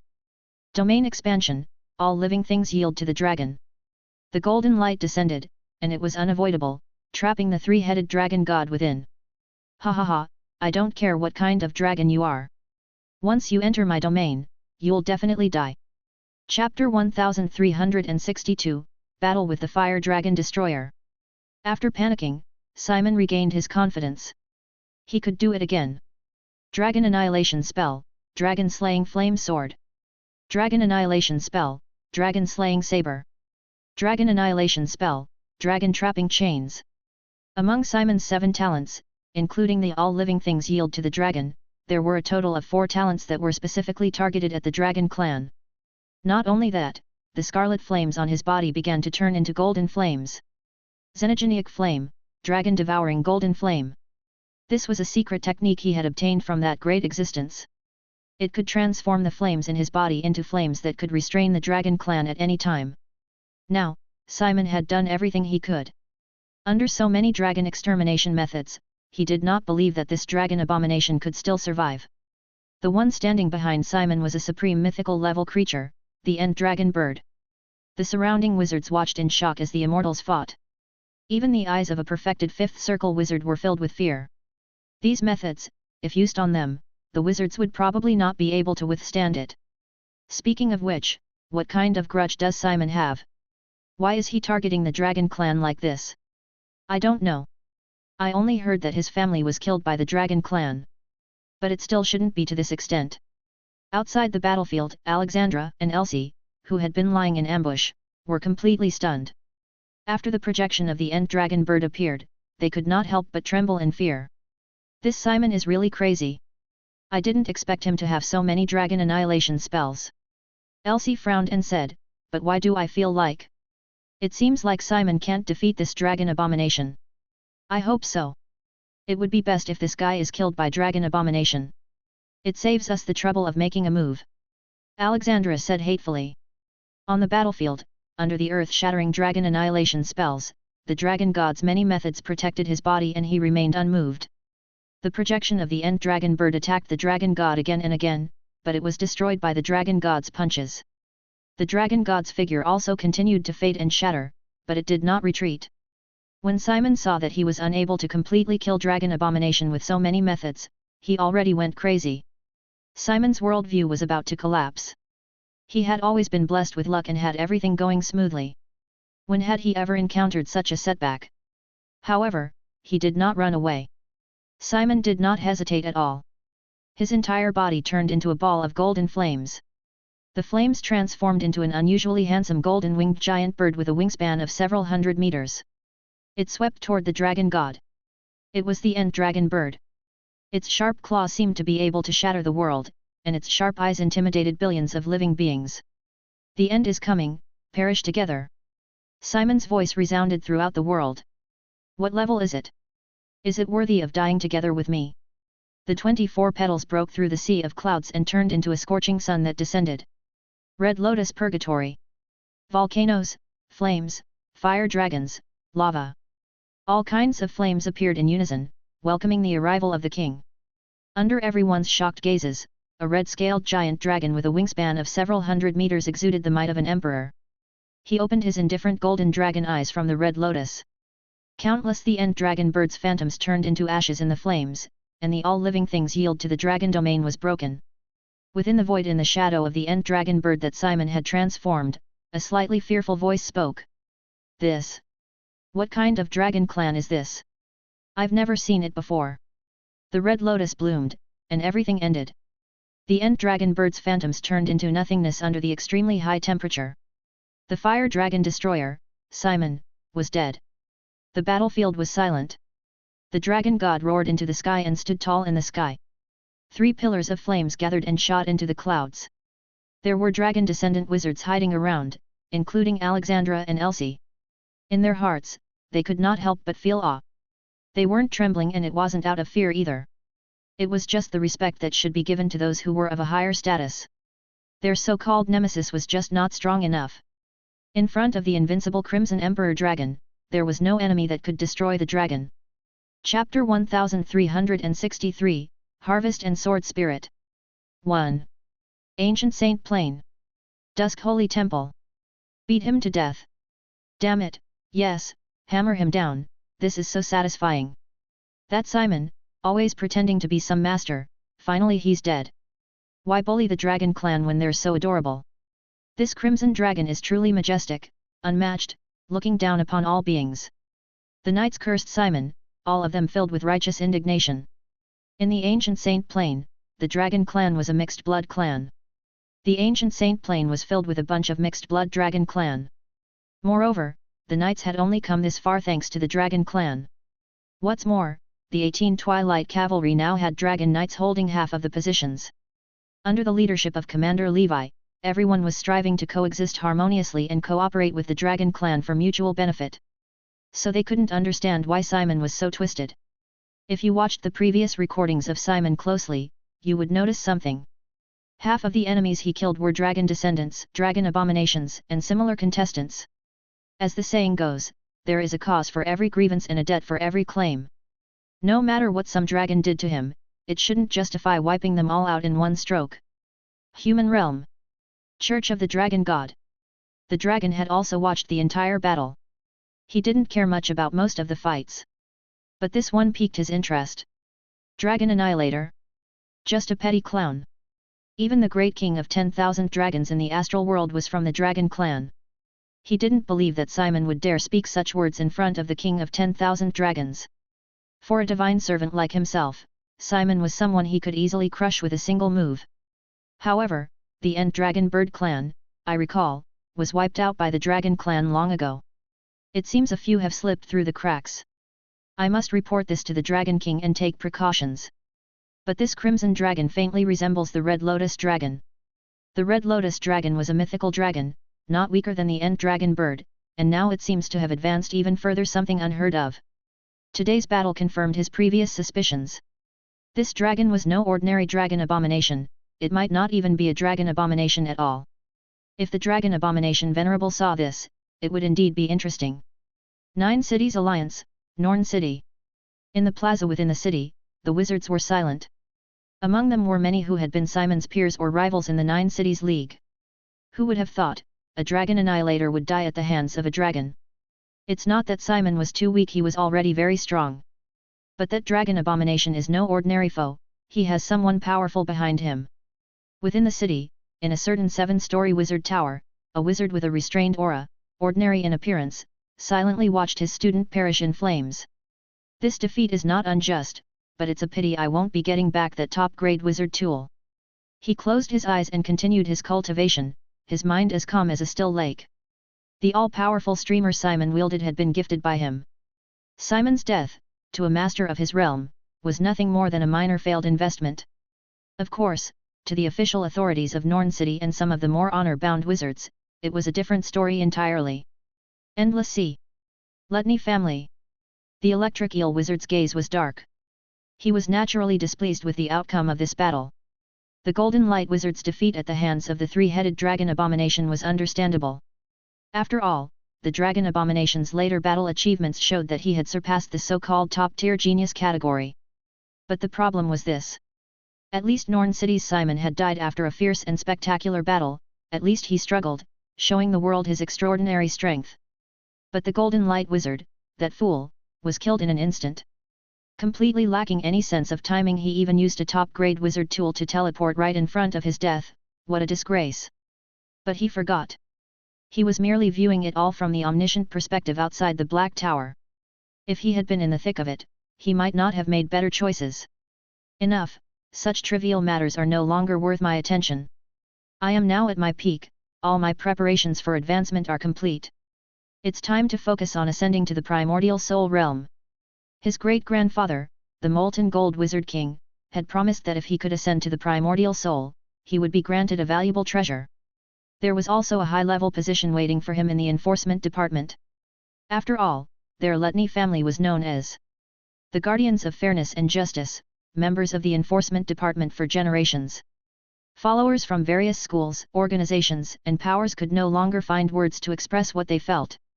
It was as if an enemy kept repeatedly defying your expectations, constantly breaking your preconceived notions, and you were powerless to stop it. Even top-tier geniuses had fallen at the hands of the Dragon Abomination. Could the veteran Fifth Circle wizards within their organizations truly defeat the Dragon Abomination? The answer was undoubtedly no. Across the fifth layer of Io, only those standing at the pinnacle, the sixth-level beings, were able to subdue the Dragon Abomination as it had grown. They only hoped that the leaders of their respective organizations within the ancient tower would have the wisdom to avoid contact with the Dragon Abomination as much as possible. This was the only way to minimize their losses. Io was vast, and as long as they didn't provoke the Dragon Abomination, they could still command the winds and clouds. As for sending primordial soul masters to hunt down the Dragon Abomination, that would be even more unwise. Not to mention the suppression of the ancient tower's rules. Once a primordial soul acted, the Kane Empire's supreme mages might immediately lead an army to assault their base. The losses would only be greater then. Outside the dark ancient tower, the Fire Sovereign yawned out of boredom and said, "Theras, are you sure this is a Dragon Abomination? It seems like, aside from him, all those so-called Dragon Abomination children of yours have been wiped out. Is there really such a vast difference in power between Dragon Abominations?" Chapter 1364, Harvest and Sword Spirit. 2. The Dragon Abomination Venerable cursed inwardly at the old man's sarcastic tone. Humph, the individual differences among Dragon Abominations are immense. When I call myself the father of Dragon Abominations, it's merely to express my affection for these pitiable beings. Just as the father of plagues calls himself the father of all unclean great ones. After all, in this world, apart from me, not even their own parents accept them, they loathe them. Even among pure-blooded dragons, individual differences are vast.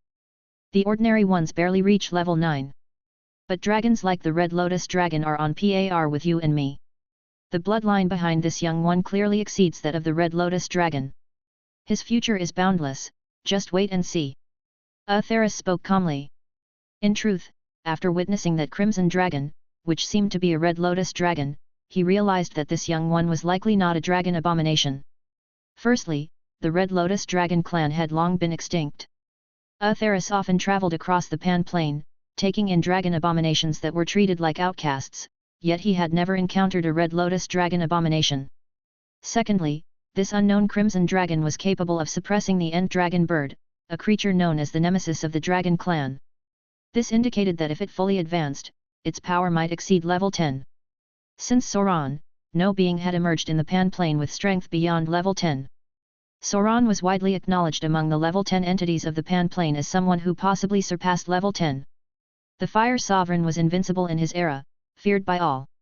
But his strength was achieved through the accumulation of a long lifespan, gradually reaching unmatched power within his realm, without ever surpassing level 10. Although the Dragon Abomination Venerable was determined to oppose the Dragon clan to the end. If he ever encountered a level 11 dragon, he'd have no choice but to tuck his tail and retreat. After pondering, he chuckled, even if, by the most remote chance, this young one isn't a Dragon Abomination, he's still avenging our Dragon Abomination clan. He's our friend. What does it matter if he's not a Dragon Abomination? What he is doesn't matter. What's important is that he gave that little pest Simon a taste of true dragon power. That ignorant fool, who repeatedly slaughtered our kin, got what he deserved. The Flame Sovereign sighed. No wonder you're considered the most wicked dragon in the Pan Plain. Your standards and principles are truly astounding. The Dragon Abomination Venerable ignored the mockery, his thoughts deepening. The End Dragon Bird has resurfaced. Soon, the dragons of this multidimensional plane will have their hands full. How could I miss out on such a grand event? Dark Ancient Tower. Eastern Sea, Io Continent. Simon had fallen. The three-headed dragon god stood at the center, towering over the battlefield. No one dared approach. Under the Red Lotus Purgatory, those who had attempted to steal or scavenge were killed without mercy. The dragon god reached out and grabbed Simon's streamer and other relics, swallowing them whole. Levi's danger perception grew stronger by the second. He had no desire to stay here any longer. After all, he had already secured 3 truth oddities, making this venture more than worth it. Not to mention, the spoils from killing Simon and the Golden Light Wizard would be nothing short of impressive. Now, he needed to find a safe place to personally subdue the Black Lotus beast. It was, after all, the strongest sub-dragon species at the peak of level 5, its power rivaling that of a 5th circle perfection wizard. As the dragon abomination prepared to leave, no one dared to pursue it. The top-tier geniuses present hesitated, and even the ordinary wizards were paralyzed with fear. The sight of that world-ending Red Lotus attack was something no one would ever forget. As the dragon abomination departed, the suffocating pressure finally lifted. Damn it! That dragon abomination seized 2 oddities all by itself. What's it going to do with them? Can it even refine them? No idea. Maybe it's like those alien races in the Blackstone Palace, just collecting them for display. Regardless, with the vast amount of resources in the chamber, even those who didn't secure a truth oddity found themselves with plenty of spoils. The top wizard organizations, leveraging their numbers, made off with an abundant haul. Besk, the commander of the 9 Cities Alliance, watched Simon's demise with a dark satisfaction. Finally dead. It's not my fault he insisted on fighting that dragon abomination alone and wouldn't let us intervene. He could have helped, but he chose not to. Besk put on a facade of grief and said, "Gather the resources, and let's head back. I'll report this to Lord Roman and avenge Simon." Gomez sighed. Yes, poor Simon, what a tragic end. In truth, many within the 9 Cities Alliance harbored resentment toward Simon. His arrogance and disregard for others made him widely disliked. Meanwhile, Alexandra and Elsie, who had been lying in wait, ready to strike, were stunned. Alexandra murmured, "Simon is dead?" Just like that. Elsie clenched her fists and said, "My premonition was right. Simon was no match for that dragon abomination. In a way, he got what he deserved." Suddenly, Alexandra burst into laughter. The years of inner torment, the shadow that had loomed over her, vanished in an instant. "This is exhilarating. My mind is finally clear." Elsie, however, remained serious. "I noticed that dragon abomination fleeing in haste. Perhaps there's a danger here even it can't handle. We've collected enough, we should leave, too." With that thought, the 2 women quickly departed. Time passed. The resources on the battlefield were nearly all taken. One by one, wizards began to disperse. Aboard the Blackstone, in a cryogenic chamber, amid the crew's persistent calls, a man with a perfectly proportioned golden body, like a statue of David, opened his eyes. "Why have you awakened me? My injuries are not yet healed." Chapter 1365, Harvest and Sword Spirit. 3. Arixus frowned, his face filled with displeasure. "My lord, please forgive us. We have an emergency. We didn't land in a normal world but in the legendary Black Sea's ancient tower." Gullet quickly explained the situation in brief. After listening, Arixus's anger flared. "Outrageous! How dare they? We, the children of the Golden Ancient Tree, warriors of the Sacred Realm, have never been reduced to such a state." He leaped out of the cryogenic chamber, transforming into a beam of golden light. In an instant, he flew out of the Blackstone, ascending high into the sky. At that moment, there were still some wizards and factions fighting over the last remaining resources. But in the presence of such a powerful aura, they couldn't help but tremble. Level 6. This is the presence of a level 6 powerhouse. Run! There's a level 6 expert in the ruins. Arixus frowned slightly. He sensed that there were still alien races causing trouble inside his Blackstone. Golden light radiated from his hand as he reached inside. The next moment, several purple figures were pulled out, among them was Gal, a level 5 peak powerhouse of the Amethyst race. Gal's body erupted with violet light, sending out terrifying shockwaves that made the golden light tremble, but they couldn't break through it. "Ha, even though I'm not fully recovered, dealing with the likes of you is still child's play." Gal's face turned pale as he cursed. "Let me go. We are the people of the Amethyst Saint."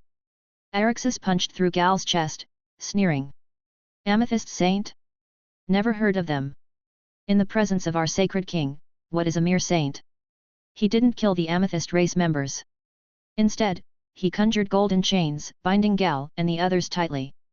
He handed them over to his 3 deputies and the surviving crew. "Throw them in the Blackstone's dungeon. When we return to the Sacred Realm, these slaves will fetch a good price." After finishing, Arixus looked at the wizards and alien races fleeing in panic. Golden light erupted from his body, transforming into abstract arrows. Whoosh, whoosh, whoosh. Those hit by the arrows were pinned in place, unable to move. Capture them all to compensate for our losses.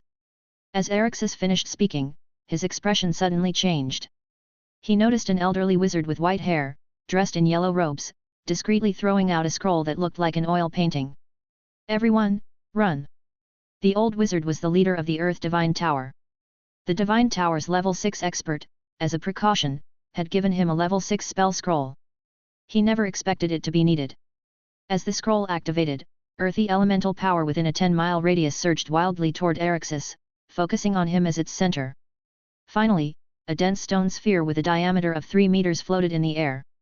From within, Erixus's furious roars could be faintly heard.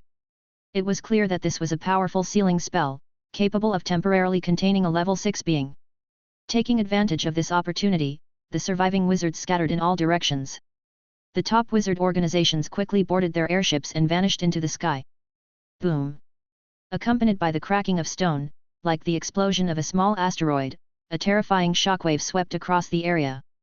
Erixus emerged, his perfectly sculpted body marred with scars and dents. A soul fighter level technique. It seems these people are indeed the elite of the wizard civilization, otherwise, they wouldn't possess such a trump card. Erixus calmed down, realizing that anger would be of no use. Now that he had just awakened, he knew too little about the current state of the outside world. He returned to the Black Stone with the captives. Rumor had it that the ancient tower within the Black Sea held many opportunities. Unfortunately, the Golden Absolutes race had never been qualified to enter. Now, by a twist of fate, they had been drawn inside, perhaps a blessing in disguise. Maybe here, he could obtain even more resources. On the eastern coast, in the desolate wilderness, Levi observed the situation within the ancient Banyan fairyland as he hurried along. Seeing that no one was around, he used the circle of Ouroboros to teleport himself thousands of miles away. After a while, feeling relatively safe, Levi transformed into a blood mist and quickly burrowed into a mountain. 1,000 feet underground, beside an underground river, he found a shelter equipped with concealment, alert, and protective arrays. The Holy Infant was there, meditating and resting, having been waiting for some time. "Guard me," Levi ordered. He placed the Holy Grail on the ground, transforming into a stream of light and entering the ancient Banyan fairyland. On the Great Prairie, within the 8 Heavenly Dragon prison, the Black Lotus beast raged like a furious volcano, trapped within its confines. At that moment, it had already broken through 5 of the earthly prisons and was now in the ice hell, battling the elusive wind god model. Levi scanned the area with his spiritual perception, relieved to find that the 3 brothers and other transcendent creatures were all safe and sound.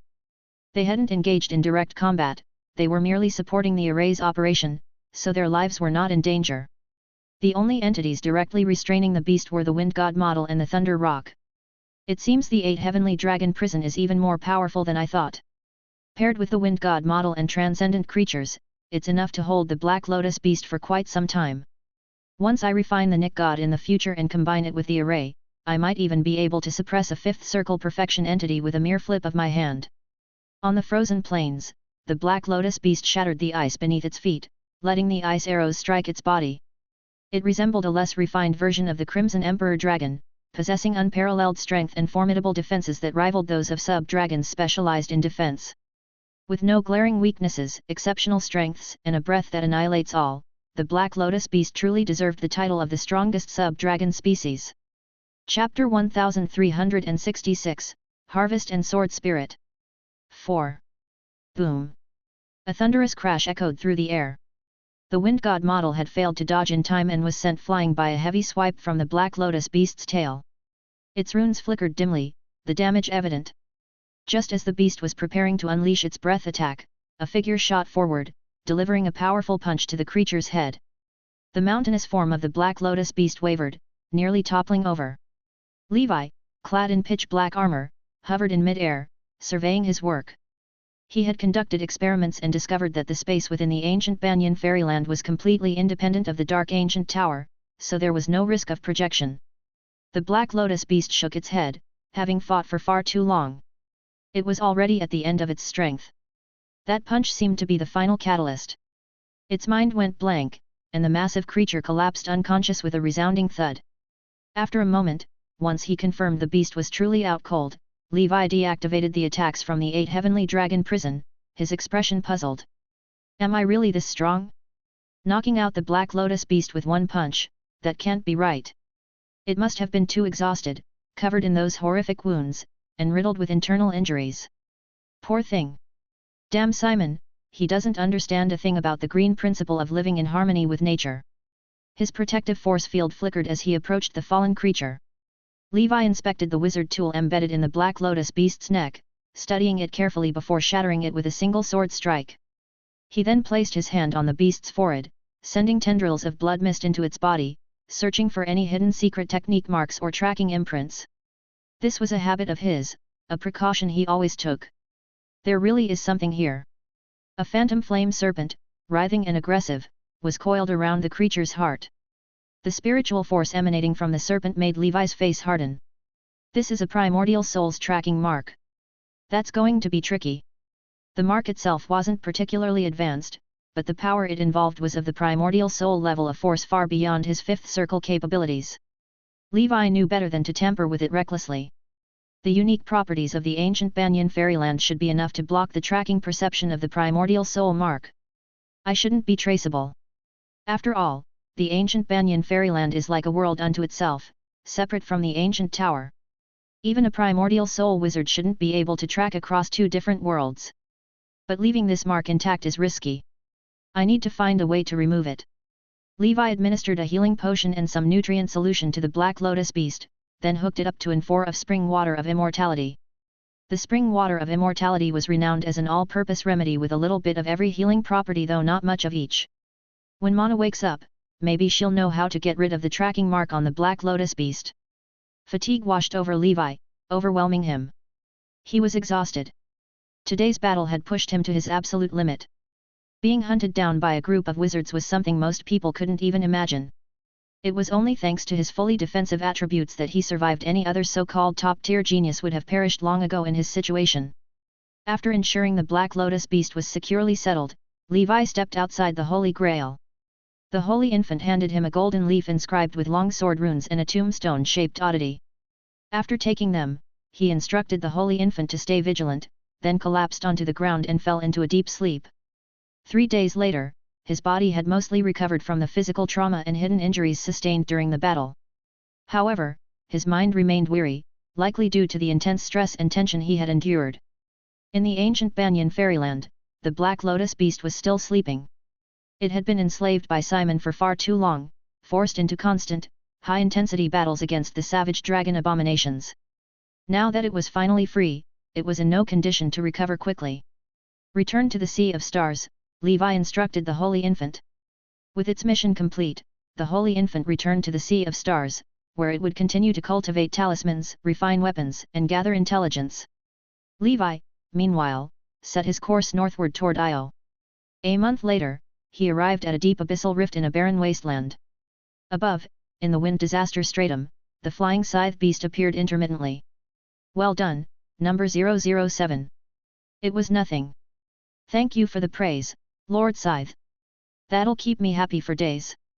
Levi patted the creature on the head and stored it in the ancient Banyan fairyland.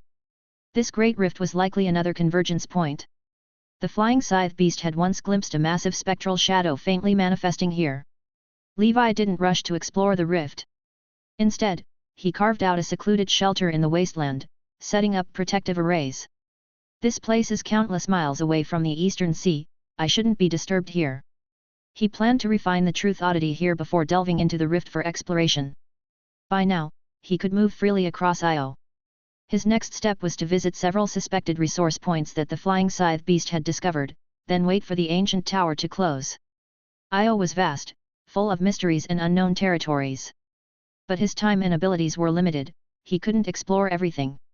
As the Holy Grail kept watch over the Black Lotus beast, Levi took out the golden leaf for closer examination. This object was left behind after one of those golden-skinned, statue-like creatures in the Black Stone Palace died. The runes on it resemble those on the Truth Oddity, but they're different. Even with his vast knowledge and experience as one of the foremost Fifth Circle wizards, Levi couldn't determine what this object was or whether it could be used. It was just another reminder of how vast and strange the world was. As Levi stared at the golden leaf in a daze, the Holy Grail's voice echoed in his mind. Where did you get that? Levi answered, it appeared automatically after one of those golden-skinned, statue-like beings died. The Holy Grail was silent for a moment before responding. I think I know what this is. Please, enlighten me. This object is likely connected to the divine tree. Remember the origin will I told you about. Chapter 1367, Harvest and Sword Spirit. 5.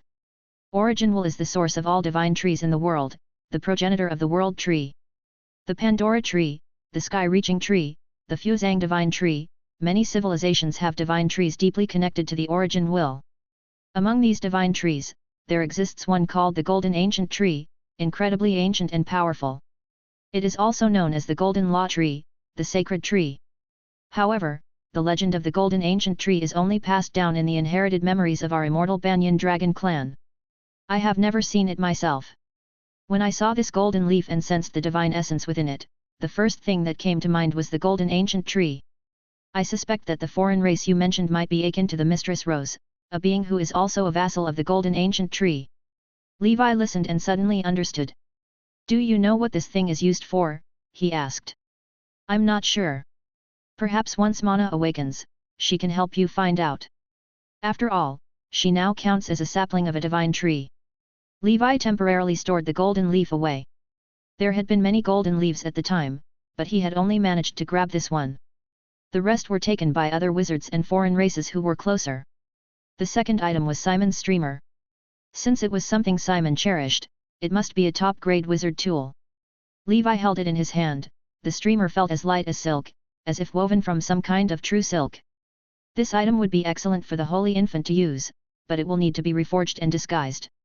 In Levi's mind, he couldn't help but imagine the Holy Infant using the streamer. The armillary sash, heaven and earth ring, wind fire wheel, and the dragon divine fire shield.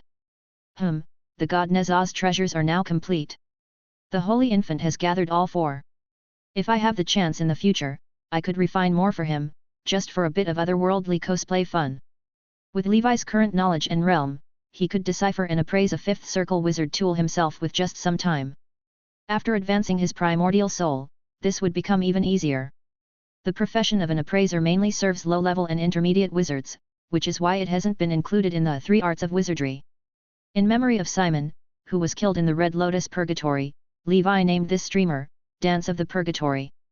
After some time of research, Levi discovered that the Dance of the Purgatory had 3 functions. First, it provided protection. It could encircle the wizard, providing full 360-degree defense, capable of blocking a perfect strike from a 5th circle wizard. Second, it controlled and attacked. Once thrown, the streamer could control its target, and its control was so strong that even a perfect 5th circle wizard could be restrained momentarily, allowing Simon to launch a powerful attack. The streamer itself could also deliver a 5th-level flame attack. Third, it could be used for escape. During its refinement, the streamer was crafted with rare materials similar to the claw of the space-cracking beast, known as silk of the flame sky moth. Because of this, like the extreme fire wheel, it could teleport instantly. However, after teleporting, it would need a day to recharge its void energy. No wonder Simon only had one top-grade wizard tool. The Dance of the Purgatory is a truly versatile wizard tool, one that is better than having many others. It will be the 4th treasure of the Holy Infant. As for the Amethyst Secret Sword, it was merely a transitional weapon for the Holy Infant. This way, the Holy Infant could use void teleportation twice, ensuring even greater safety. As for Levi himself, he had supreme defenses in a variety of techniques. With the Scarlet Dark Dimension and the Circle of Ouroboros, which allowed him to teleport across thousands of miles, he didn't really need this item. Simon's ring truly held many treasures. Just in ether stones alone, there were 5 million, likely all acquired through his nefarious activities. This was Levi's first time acquiring such a massive amount of ether stones. He didn't die in vain, he thought. With this additional 5 million, Levi now held a staggering 27 million in wealth, an immense fortune. All that remained was to return to the wizard world, and start buying. Furthermore, as a top-tier genius, Simon had possessed spells, weapon-making techniques, and an array knowledge that Levi had never previously collected. These were all invaluable treasures beyond words. There were also some level 4 and 5 fire elemental ores, likely kept by Simon for his personal use. Normally, wizards dispatched by an organization were expected to turn in their acquired resources, which were then distributed as rewards based on contributions. But in any case, Levi had benefited from it. Finally, one item caught Levi's attention, a statue of a great bird with golden wings, identical in appearance to the giant bird, the End Dragon bird, Simon had transformed into that day. Levi had some knowledge of it. He had always considered it a distant myth. He had never expected to encounter it through Simon. This bird was an enemy of the dragon clan, feeding on dragons. In fact, during the battle that day, when Levi first faced the End Dragon bird, he had sensed that his own bloodline seemed slightly suppressed. However, this feeling had passed quickly, especially after the arrival of the Crimson Emperor Dragon, when it vanished entirely. From the Crimson Emperor Dragon seed's reaction at the time, it had seemed to be saying, "The End Dragon bird? Is that all?" Levi had shattered the statue completely and used the Crimson Emperor Dragon flames to burn and purify it. As for Simon's self-created dragon annihilation spells, Levi stored them in his spell library before destroying them completely. Regarding the spoils from the Golden Light Wizard, apart from a top-grade wizard tool in the form of a mirror, the rest had been ordinary items, none of which particularly impressed Levi. The Golden Mirror also could perform void teleportation. With such a wizard tool, these top-tier geniuses, if cautious, could have come and gone freely across the Io continent. Chapter 1368, Harvest and Sword Spirit. 6. Yet, the Golden Light Wizard had been overly confident, recklessly teleporting to his doom. Levi decided to keep the mirror for himself, intending to use it as a replacement for the Circle of Ouroboros. He named it Golden Light Mirror. This ancient tower contained a heap of 5th Circle wizard tools, Levi mused. I'll keep the top-grade ones, and once I return to the wizard world, I'll sell the rest on the black market. After inventorying the rest of his spoils, Levi took out 3 oddities, a broken sword, a tombstone, and a withered tree branch. He had sealed them in specially crafted containers. He had no idea where the other races had found these oddities. Levi didn't recognize any of them, they weren't even remotely familiar. This broken sword contains pure elemental power, he noted. I'll prioritize refining it. The tombstone, on the other hand, exuded a heavy aura of death, making Levi feel as if he were descending into hell. Its surface was inscribed with truth runes, forming an epitaph-like script, gravestone of the deceased. Perhaps that was the name of this truth oddity. I've never encountered a truth oddity with such negative energy before, Levi thought to himself. The last item, the withered tree branch, seemed to be the hardest to capture among the 3 oddities. A group of 5th Circle wizards had been toyed with by it for quite some time. Based on the simple logic that the rarer the oddity, the harder it is to capture, everyone speculated that it might be a Morning Star level oddity. The runes on the surface of the withered branch were indeed the most mysterious. Levi felt as though he was getting lost in them just by glancing at them. Perhaps it really is a Morning Star level oddity, he pondered. He decided to first refine the broken sword, which seemed the most straightforward. Grasping the sword and circulating the ether meditation art, Levi began his seclusion. He had no idea what functions these oddities might have, so he left it to fate. Time passed swiftly. In the blink of an eye, 3 months had gone by. The Eastern Sea had returned to calm. The Blackstone Palace had vanished without a trace. The frenzy had ended, and the surviving wizards had all reaped considerable rewards. The major organizations feasted, while the ordinary wizards enjoyed the leftovers, leaving everyone quite satisfied. Of course, not everyone was happy. The 9 Cities Alliance was somber. When Besk and his group returned, they were met by Lord Roman, whose expression was dark. How did Simon die? Roman asked coldly. The loss of a top-tier genius was a significant blow to Norn City. With a sorrowful face, Besk replied, "It's all because of that cursed dragon abomination. It killed Simon, and when we tried to avenge him, a 6th-level powerhouse suddenly appeared from the relic. We had no choice but to retreat." Gomez added sternly, "The dragon abomination killed the Golden Light Wizard in a single strike. We cannot let this monster live. If we encounter it again, we will show no mercy." However, inside, Gomez was thinking, "Please, let me never encounter it again. Even as a 5th Circle perfection wizard, I have no confidence against that thing." After listening to their account, Roman was silent for a moment before saying, "You may go." He stood at the top of the fortress, gazing into the distance. I've lost my connection to the Black Lotus beast, he mused. From the information we have, it seems the dragon abomination obtained the Holy Grail and forcibly took the Black Lotus beast. Could it be that the Holy Grail contains an entire world within it? Such treasures that could contain entire worlds did exist within wizard civilization, but they were of extremely high grade, beyond the reach of even primordial soul wizards. This made Roman even more interested in the dragon abomination. Sea of Stars. At Mia's little apothecary, Mia was chatting with the shopkeeper across the street. The shopkeeper said, I heard that Master Fire Dragon repelled Fire Dragon Destroyer Simon with a single strike and took one of the 7 oddities. You didn't know? Mia was startled but then laughed. Doesn't that mean my lord is on par with Simon? Mia had to admit she had a keen eye for people. She always knew that her lord was a top-tier genius with a limitless future. The shopkeeper added, but whether it's your lord or Simon, they both pale in comparison to that dragon abomination. That terrifying creature is beyond despair. It killed the Golden Light Wizard in a single blow and slaughtered Simon, even after he played all his cards. In this 5th layer, unless a primordial soul wizard steps in, no one can suppress it. It's truly unpredictable. Just when everyone thought the dragon abomination race had been completely wiped out, a dark horse emerges. Mia, slightly displeased, retorted, your words lack precision. My lord hasn't faced the dragon abomination head-on, so how do you know he wouldn't win? He's just low-key and cautious. If it came to a real fight, that dragon abomination might not be a match for him. Fire Dragon Island. Holy Infant was in the process of refining the Fire Phoenix ship. The necessary fire element metals were finally gathered, leaving only the refinement. The wizard tool for communication rang. It was Alexandra and Elsie visiting. Over the years, the 2 women had grown increasingly familiar with Master Fire Dragon. As Holy Infant recalled, he remembered how, back in Riptide City, he held much resentment toward Blue Dragon Lady. After all, her conflict with Sorit indirectly led to Huffman's death. However, after Huffman's fake death was confirmed and with the passage of time, he gradually let go of his grievances. After all, if even Sorit could become a loyal subordinate, what wasn't possible? Now, as long as there was no conflict with his own interests, it was enough. Collaboration for mutual benefit was what he sought. Alexandra smiled, congratulations, Master, on acquiring the oddity, ha ha ha.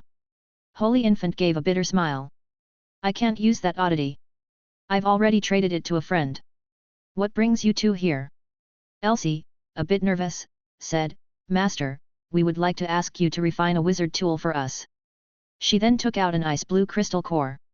This is the ice element core, obtained from a 5th level peak elemental spirit. I wish to refine an eye of the Ice Emperor. Here are the schematics. Holy Infant took the crystal core, which emanated a bone-chilling cold, and thought to himself that it was a valuable item. He said, no problem. Once this wizard tool is refined, it will settle the favor you owe me no charge. Alexandra expressed her gratitude, thank you, Master. We are deeply grateful. After the ancient tower concludes, you are welcome to visit the Sleeping Dragon realm. Haha, I'll definitely visit if I get the chance. After seeing the 2 women off, Holy Infant looked over the schematics. This is a very well-designed wizard tool. I should have a 40% chance of crafting a top-grade version. Over the years, thanks to commissions for weapon making and alchemy, Holy Infant's proficiency in the weapon refinement path had advanced by leaps and bounds, leaving others far behind.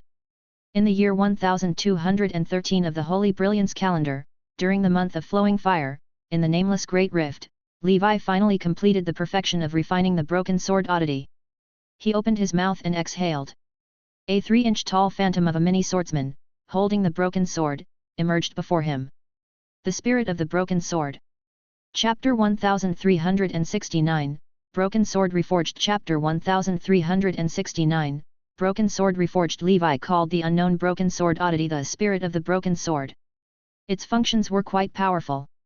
Firstly, it increased Levi's maximum spiritual force by 30 points. Originally, Levi's maximum spiritual force was 1070 points. Now, it had reached 1100 points. Based on his previous experience in refining oddities, the upper limit of the increase in spiritual force by an Earth-grade oddity was usually 10 or 20 points. A Sky-grade oddity such as the Flame Ghost's Kiss was worth 30 points. Now, he could confirm that this broken sword spirit was a genuine Sky-grade oddity. However, after advancing to the 5th circle realm, the upper limit of spiritual force could not increase the success rate of obtaining the primordial soul. But it was still a good thing. Firstly, the upper limit of his strength was higher in the same realm. Secondly, he might be able to pursue the legendary limitless primordial soul. A limitless primordial soul required 81 maximum souls, totaling 1,620 points of spiritual force. For Levi, he was only 520 points away. Secondly, this oddity could slightly increase the power of metal elemental spells. This was a common function of all oddities. Thirdly, this effect was quite powerful. The oddity had improved Levi's metal elemental talent. It even gave birth to a second special effect of the ether meditation art. It was called Iron Will. Levi Ether Meditation Art, Level 12, 140,000/400,000. Special Effect, Ether Dominance, Iron Will. Iron Will, your affinity with the metal element has increased significantly. The introduction was simple, but it was not bad. This was equivalent to Anya's second talent Bronze Blood. However, considering that this was only the talent from a sky-grade oddity, it was considered a relatively ordinary level among the second talents. It might not even be as useful as the special effects of his golden snake playing with water and wind thunder remnants. But even so, it was still a timely help to Levi. With this talent, he would be able to study the seventh innate spell faster. The fourth function was the highlight. It was the shadow of a swordsman holding a broken sword that Levi had spat out. It was also the reason why he named it the Spirit of the Broken Sword. Like Jin and Long, the 3-inch man's swordsman-like phantom was a companion spiritual creature. Any companion spiritual creature would have endless uses. Jin could hunt for treasures, and Long could ripen plants. And this swordsman's phantom had a very pure function. Kill. Thinking of this, Levi reached out his palm, and the swordsman's phantom jumped to his fingertips with the broken sword in his hand. The swordsman's eyes were filled with determination and sharpness. Go! The swordsman flew out. The power of the metal element within a radius of a mile actually began to surge toward the swordsman. The swordsman's broken sword was repaired and turned into a gorgeous golden sword. The swordsman's body also returned to the size of a normal person. The knight was wearing knight armor and knight boots. The knight's long hair was tied into a ponytail. The knight's face was blurry, but they had a curvy front and back, and the chest area was big. The knight's waist was slender, but they did not lack strength. Their waistline was also exposed. It was most likely a female form companion spiritual creature. The swordswoman held an indestructible great sword in her hand and looked valiant. Levi could not help but think of a classic line. The day the broken sword is reforged, the day the knight returns. Ha! The female knight shouted, and all the elemental power in the world gathered into the great sword. A golden sword energy surged out. The surrounding void trembled faintly. In the wilderness ahead, a ravine that was nearly 1,000 meters long and dozens of meters wide appeared. It was filled with the remnants of incomparably sharp metal elemental power. This is the strongest part of the broken sword. A companion spirit that can be used for killing can be called the sword elf, or sword spirit. Although it was also considered sword chi. However, the sword chi unleashed by the sword spirit was completely different from Levi's. Levi had relied entirely on his own strength and technique to slash out, which was considered a physical sword chi. This sword spirit was a spell sword chi condensed from elemental power. To put it bluntly, one focused on physical attacks, and the other focused on magical attacks. What surprised Levi the most was that the sword spirit could mobilize the power of the metal elements in the world.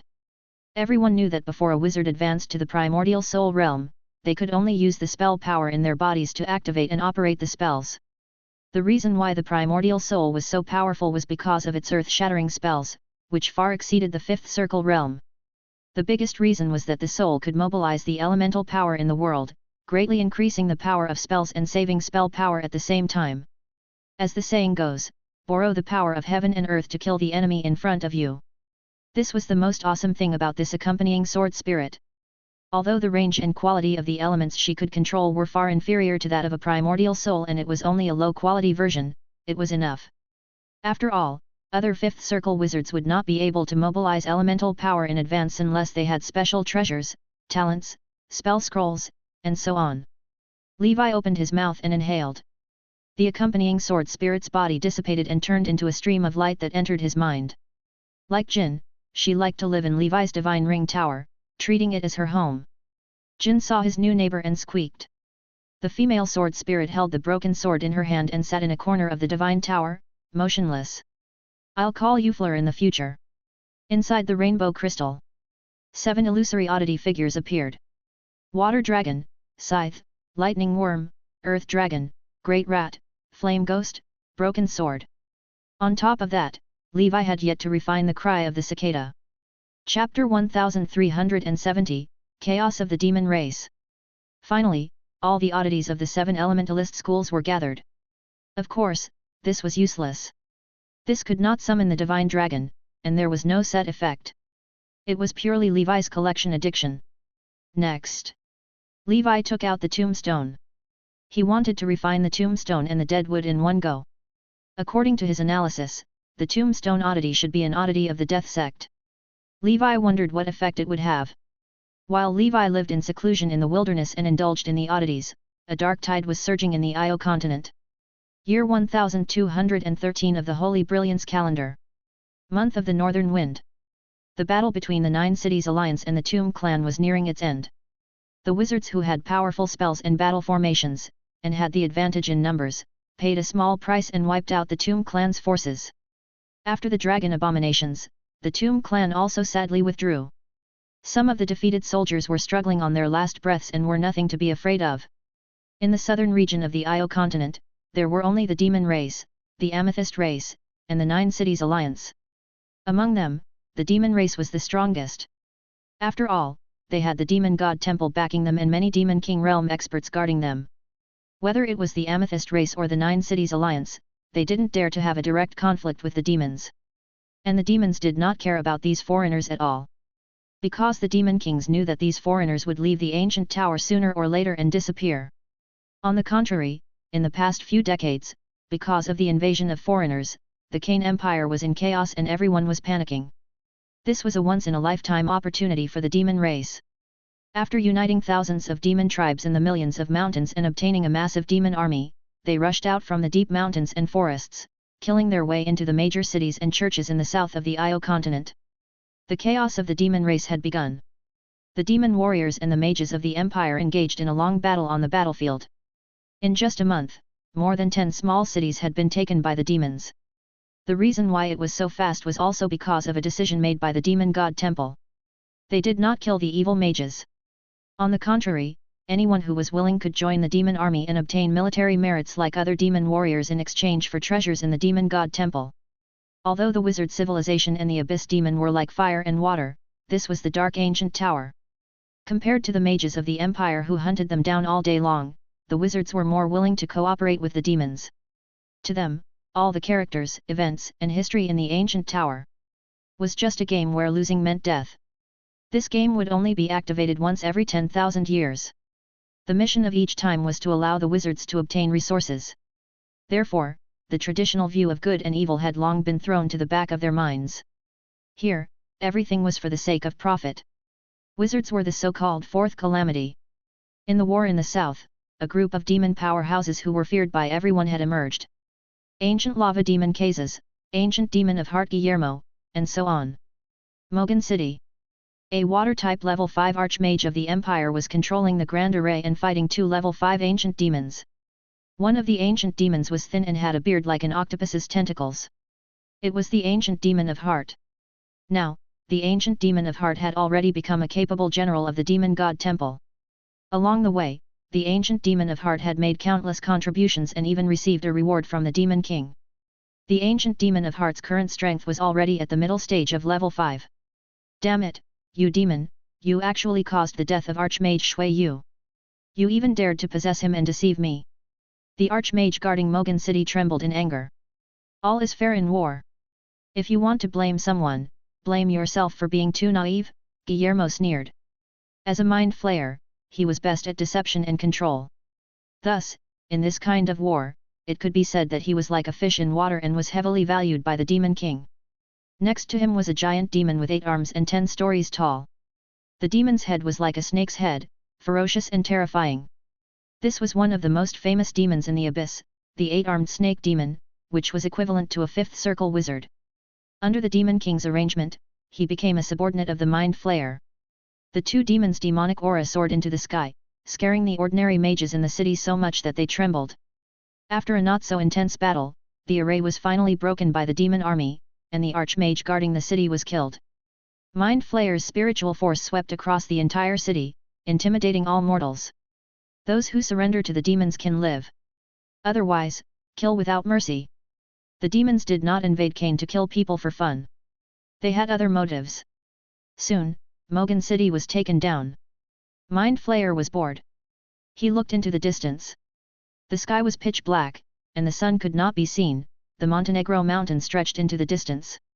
There was a city there called Lightless City. Most of the residents in the city believed in the Lord of the Mountains. The person in charge was the mountain's church, and the master of the church was the famous Deer-head sage. Just like Queen Banyan, he was also an extremely mysterious level 6 expert. No one knew his background. It was unknown when he had settled down in the Montenegro mountain region. Countless living beings called him the mountain god. The supreme archmage was extremely powerful. If the demon god temple wanted to overthrow their rule, just relying on the demon race was far from enough. They had to rope in all the level 6 existences on the other continents and fight together. This Deer-head sage was the target. Sturk, you guard this city. I'll leave for a while, said Guillermo. After leaving the 8-armed snake demon behind, Guillermo left. Lightless City. Mountain's Church. The church's treasury was in a mess. A group of wizards wearing shadow robes hid in the shadows with puzzled expressions. This was the Shadow Circle's wizard group. Chapter 1371, Deer-head Sage. The leader was Shadow Dragon Sidias, the elder brother of Shadow Wolf. Why isn't there even a single language of the night deer? In 10,000 years, at least 2 or 3 will be born in this place. Language of the night deer. It was a sky-grade oddity that was most suitable for the Shadow faction. Only the Montenegro mountain region could produce it. According to his estimation, 10,000 years should be enough for a few language of the night deer to be produced. These heretics who believed in evil gods generally wouldn't refine truth oddities. That was why the Shadow Dragon had always believed that the truth oddity should be stored in the church's treasury. They had planned for decades while the Deer-head sage was asleep. Finally, today, they assassinated all the guards of the treasure vault. However, in the entire treasury, other than some worthless materials, it was empty. Damn it, we weren't fooled by false information, were we? A fifth circle wizard cursed, his heart trembling. For this, they had spent a lot of effort and delayed their search for opportunities elsewhere. Impossible. Someone did obtain language of the night deer here before, the Shadow Dragon muttered. They carefully examined this huge treasure vault, not letting go of any detail or corner. Are you looking for this?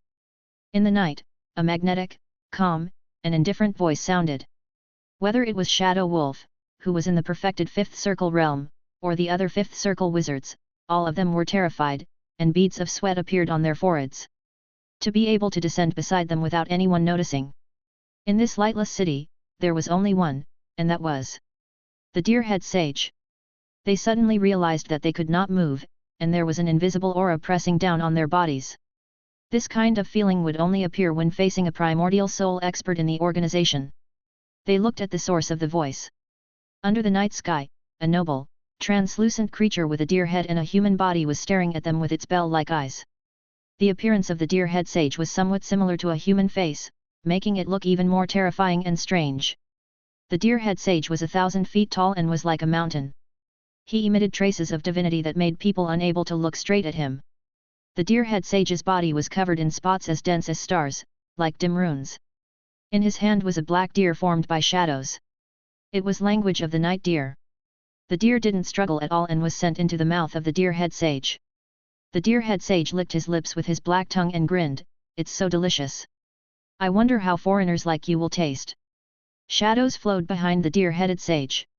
Pitch-like tentacles emerged from the spots on his body, turning into shadow creatures that bared their fangs and brandished their claws. The faces of these monsters could be vaguely seen, and some of them were dressed like wizards. It could be seen that if they were devoured by the Deer-head sage, they would probably fuse into the Deer-head sage's body and become one of shadow monsters, helping the enemy. Shadow Dragon roared, "Attack! Don't hold back!" One shadow spell after another flew toward the monster. The battle did not last long. Under the night sky, the mountain-like Deer-head sage burped. The distorted faces of Shadow Dragon and the others could be vaguely seen in the spots on his body. The deer-head sage stood tall in lightless city, and countless believers and residents in the city worshipped him like crazy. Mountain God. Deer God. Great Sage. Son of the Mountains. The deer-head sage had many titles. There were two figures who did not kneel. It was a tall and mighty demon with a green face and fangs. The other was Mind Flayer beside the green-faced Demon King. Green Demon King, you don't come to the palace for no reason. Why are you looking for me? The demon with a green face and fangs laughed and replied, rumor has it that the deer-head sage was created by the Lord of the Mountains with an oddity and divinity. Now, it seems that it was indeed true. After devouring so many oddities, your main body should not be inferior to a morning star level oddity, right? If those foreigners find out, who knows what will happen? The deer-head sage's expression changed when he heard that. The deer-head sage asked, are you threatening me? The Green Demon King shook his head and said, we're not enemies, why would I threaten you? Son of the Mountains, join the glorious crusade. As far as I know, the true Supreme Archmage has long fallen. The one sitting in the Archmage Tower now is only a remnant soul. The deer-head sage revealed a look of disbelief and asked, what? The Supreme Archmage now is only a remnant soul. The Green Demon King said, what else do you think? If the Supreme Archmage is a perfected level 7 expert, he would have flattened the entire Io continent by himself. Why would there be a place for us to live? The deer-head sage remained silent. Then he said, I will consider this matter. The figures of the Green Demon King and the Mind Flayers had already disappeared. Io is limited by the rules of the world. Since ancient times, other than the Supreme Archmage and the foreigners who are like passers-by, there has never been a level 7 existence. Rumor has it that the Supreme Archmage has inherited a portion of Io's divinity. If I can devour it, my strength might improve. Time flew by. In the blink of an eye, it was already the month of winter in year 1213. For the Kane Empire, bad news had arrived. Under the tacit consent of the barbarian king, the barbarians in the north started to invade the territory of the Kane Empire. Many conflicts broke out. There were demons in the south and barbarians in the north. Even though the Kane Empire was strong and powerful, they had to fight against the two enemies. Chapter 1372, Observing 3 Calamities and 4 Disasters. They fought against the 7 demon kings of the demon god temple and the 6 barbarian kings of the barbarian race. Thanks to the change in Io's situation, the wizards were finally freed from the pressure of the Empire's mages. Not only that, a few wizards noticed that the demon race's chaos and the barbarian race's disaster, these two rare events in the history of the Io continent happened at the same time. Perhaps it was a once-in-a-lifetime opportunity for the wizards. In a chaotic battle between the strong and in the desolate land of the apocalypse, wizards could fish in troubled waters.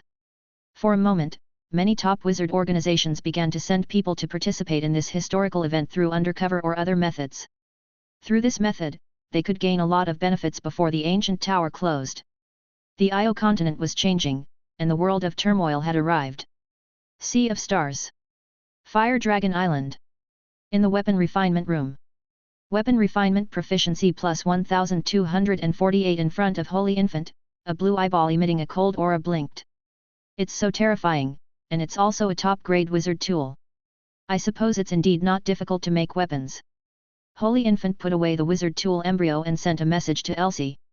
According to Holy Infant's calculations, he would be able to cultivate and raise his weapon-making skills to perfection in the 5th Circle realm. In fact, it was just a matter of dozens of 5th Circle top-grade wizard tools. A top-grade wizard tool gave him a lot of proficiency points. On average, it gave him more than 1,000 points. If the other 5th Circle weapon craftsmen were to know about this, they would definitely be angered to death. Even if they worked themselves to death, they might not be able to obtain a top-grade item. In the end, in Holy Infant's case, unless the materials and design were terrible, the worst was still a fine-grade product. Not long after, the Ice Queen Elsie, who rarely smiled, went to the master's residence. She looked at the glowing blue eyeball with joy. She exclaimed, I like it so much. Thank you, Master. I am really grateful to you. You're welcome. We're just taking what we need, Holy Infant said lightly, looking like an expert. While the two were chatting, Alexandra sent a message, come here, this will broaden your horizons. Holy Infant and Elsie exchanged a glance before rushing towards Alexandra's coordinates in confusion. Sea of Stars. In a certain water area, Alexandra was sitting on a magic carpet-shaped wizard tool with her long and round legs on her side. After Elsie and the Holy Infant arrived, they naturally found a place to sit down. In the sky ahead, it was actually 7-colored. This is someone facing 3 calamities and 4 disasters. Elsie cried out in surprise, but then she reacted. Could it be Sir Rust? We have lost contact with him for a long time. Holy Infant watched with rapt attention, feeling excited. Although the main body should have no problem passing through the 3 calamities and 4 disasters, it would still be of great benefit if I could observe it in advance. This kind of opportunity is rare. Alexandra said, let me tell you a piece of good news. Sir Rust has successfully shattered the crystal and condensed his soul. He only needs to overcome the 3 calamities and 4 disasters to form his primordial soul. Holy Infant understood. No wonder Sir Rust allowed them to watch. If it had already reached the stage of 3 calamities and 4 disasters, it would not be a big deal. No one would take the risk of being attacked by 3 calamities and 4 disasters to ambush a wizard. Even a primordial soul wizard would not dare to do so, as it would only harm others and not benefit themselves. In the 7-colored sky, in the area that represented the calamity of the earth element, thick elemental power was brewing. Countless meteorites, spikes, and stone giants fell from the sky. Rust Dragon Wizard's body was thin, and there were more than 10 wizard weapons surrounding him. 7 of them were top-grade wizard tools, including the 2 refined by Holy Infant. Under the terrifying calamity, Holy Infant felt terrified even from afar. That power was the true power of nature. Several ordinary 5th circle wizard tools around the Rust Dragon Wizard were instantly shattered and obliterated. Only top-grade wizard tools coupled with Rust Dragon Wizard's innate spells could barely resist it. A few minutes had passed, but it felt so long. Rust Dragon Wizard roared with a determined expression. The disaster of the earth element had passed. 15 minutes later, the Rust Dragon Wizard had barely survived the 4 disasters. Next was the most difficult 3 calamities. After the ice and metal calamities, Rust Dragon Wizard only had 2 top-grade wizard tools left apart from his innate spells. One of them was the Golden Dragon's Blessing that Levi had refined. The other was a rusty iron sword in the hands of the Rust Dragon Wizard. It looked ordinary, but it had helped Rust Dragon Wizard survive many disasters. The thunder calamity descended. Purple thunderclouds gathered and covered a radius of several miles. The vast energy could not help but pour out. This kind of energy fluctuation has already far exceeded the range of the perfected 5th circle realm. However, it's far from being comparable to a primordial soul, Holy Infant murmured. If it was a true primordial soul attack, then it was almost impossible for anyone to form a primordial soul. This was unsolvable. Within the lightning cloud, a pair of indifferent thunder eyes appeared. 2 thunderbolts as thick as water buckets shot out, and the destructive aura spread everywhere. The Golden Dragon's Blessing shone brightly and blocked the thunderbolts. However, the thunderbolts in the sky seemed to never stop, it came one after another. A minute later, the Golden Dragon's Blessing was destroyed. The Rust Dragon Wizard held the last rusty sword in his hand and pointed it at the thunder eyes in the sky. Continue. Heaven and earth fell silent. After an unknown period of time, the thunder eyes disappeared. What replaced it was a purple palm that was filled with thunderbolts and was 100 meters long. Holy Infant could even see the patterns on the palm. He had a feeling that this so-called thunder calamity was not a dead thing, but a living thing. However, it existed in a dimension that Holy Infant could not understand. Chapter 1373, Future of the Knights. Who had the right, who dared to cast a thunder calamity on a wizard to obstruct the wizard's path of truth? The huge palm collided with the Rust Dragon Wizard, and everything around it turned into dust. Rust Dragon Wizard's primordial soul was also thinner. The rusty sword emitted a dazzling light as it forcefully tore apart the giant palm. At the same time, there were countless runes in the soul of the Rust Dragon Wizard, and elemental power was projected into the sky. A shadow of a long, slender, rust-colored dragon that was 1,000 meters long breathed in and out flames that were mixed with molten iron. It flapped its wings and shattered the thunderclouds in the sky. Ancient Rust Dragon. Is this the Rust Dragon Wizard's primordial soul wizard form? Dragon descendant wizards are proud of their dragon clan bloodline. They can't forget it, so there will definitely be a response in return. That's why the wizard form also took the appearance of the ancient Rust Dragon, Holy Infant murmured, his eyes filled with shock. The world fell silent. After the 3 calamities and 4 disasters, all the elemental power within a radius of several dozen kilometers surged toward Rust Dragon Wizard's primordial soul. The primordial soul was the unity of elements, spirit, soul, and spell power. From then on, wizards shed their mortal bodies. To them, their core and essence were no longer a body of flesh and blood, but a primordial soul. A primordial soul did not die, and so a primordial soul wizard would not be destroyed. Primordial soul wizards could temporarily condense an elemental body and use it as their physical body to survive and fight. Of course, if the primordial soul wizard wanted the primordial soul to remain intact, they needed a real body. Thus, they needed to possess a body. However, some experienced and wealthy primordial soul wizards would prepare a suitable body for themselves in advance. Once the physical body was gone, they would quickly replace it. According to Holy Infant's understanding, there was no limit to the number of times a primordial soul wizard could possess a body in this world. However, no matter how the primordial soul wizards possess the bodies, the lifespan of the primordial soul would not change. If a 2,000-year-old primordial soul possessed a baby, then the baby was also 2,000 years old. The primordial soul wizard form of the Rust Dragon Wizard entered the primordial soul, and the primordial soul returned to his body. The rusty sword entered the primordial soul to be nurtured, and it shone with divine light. The rusty sword had accompanied the Rust Dragon Wizard through the 3 calamities and 4 disasters. It had already taken the form of a soul artifact and was reborn. The next step was to grow together with the wizard in primordial soul, just like a bloodline divine weapon. Rust Dragon Wizard opened his eyes and revealed a relieved smile. Congratulations, Senior Rust, for attaining primordial soul and becoming famous. Our dragon descendant Priory has one more expert. Alexandra laughed. Congratulations, Senior. Holy Infant and Elsie said in unison. Ha ha ha ha, I've cultivated for 1,000 years just for today. My soul is a primordial soul now, my soul is a primordial soul now. At this moment, Rust Dragon Wizard was like a child who had just received a toy. It could be seen how much pressure the primordial soul brought to the wizards. After Rust Dragon Wizard recovered, he smiled and said, I hope I can give you some inspiration after I broke through to the primordial soul today. Thank you, Senior. The 3 of them thanked him sincerely. Senior, what do you plan to do next? Asked Holy Infant. Rust Dragon Wizard said, I plan to spend a few years stabilizing my realm. I won't leave the Sea of Stars for the time being. Maybe I'll hold a primordial soul ceremony and invite some people to attend it.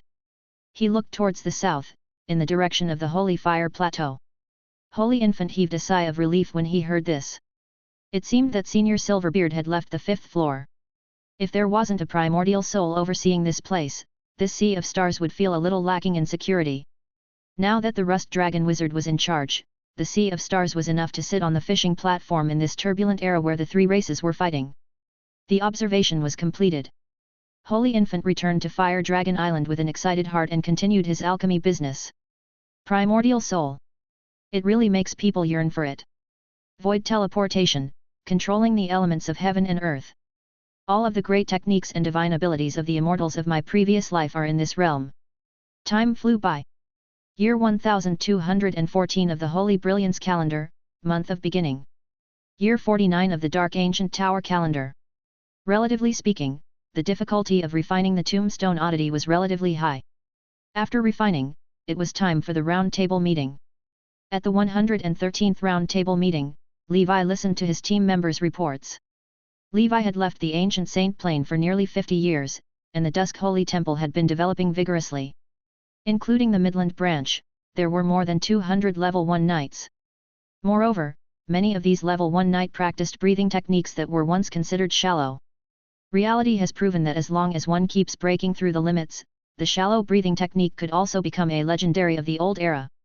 According to Levi's estimation, without evolution, the true upper limit of a shallow breathing technique knight's strength should be around level 5. For some first-rate shallow breathing techniques, its upper limit was even level 6, for example, the man-faced spider breathing technique. Therefore, these knights were advancing step by step. This was also enough to grow into the backbone of a knight group, just like an intermediate wizard. The upper limit of an excellent breathing technique was definitely above level 6. If they fully matured in the future, it would be equivalent to having a group of primordial soul subordinates. It was still very impressive. As for the perfect breathing techniques, it should be above level 9. Some special ones, such as the Red Lotus Dragon, were even level 10. It could be said that the future of the knights was bright. Moreover, even these knights with shallow breathing techniques were not forever shackled by the bloodline of their primordial ancestors. When they reached the limit of this path, they could completely proceed with evolution. Just like Levi, he had mastered everything, broken through his limits, and sought more possibilities. There are infinite possibilities in the multidimensional plane. The way of the bloodline is very promising. Chapter 1374, Gravestone of the Deceased. After the meeting, Levi concluded that just the black beasts in the boundless land of darkness were a huge treasure trove waiting to be developed by the knights.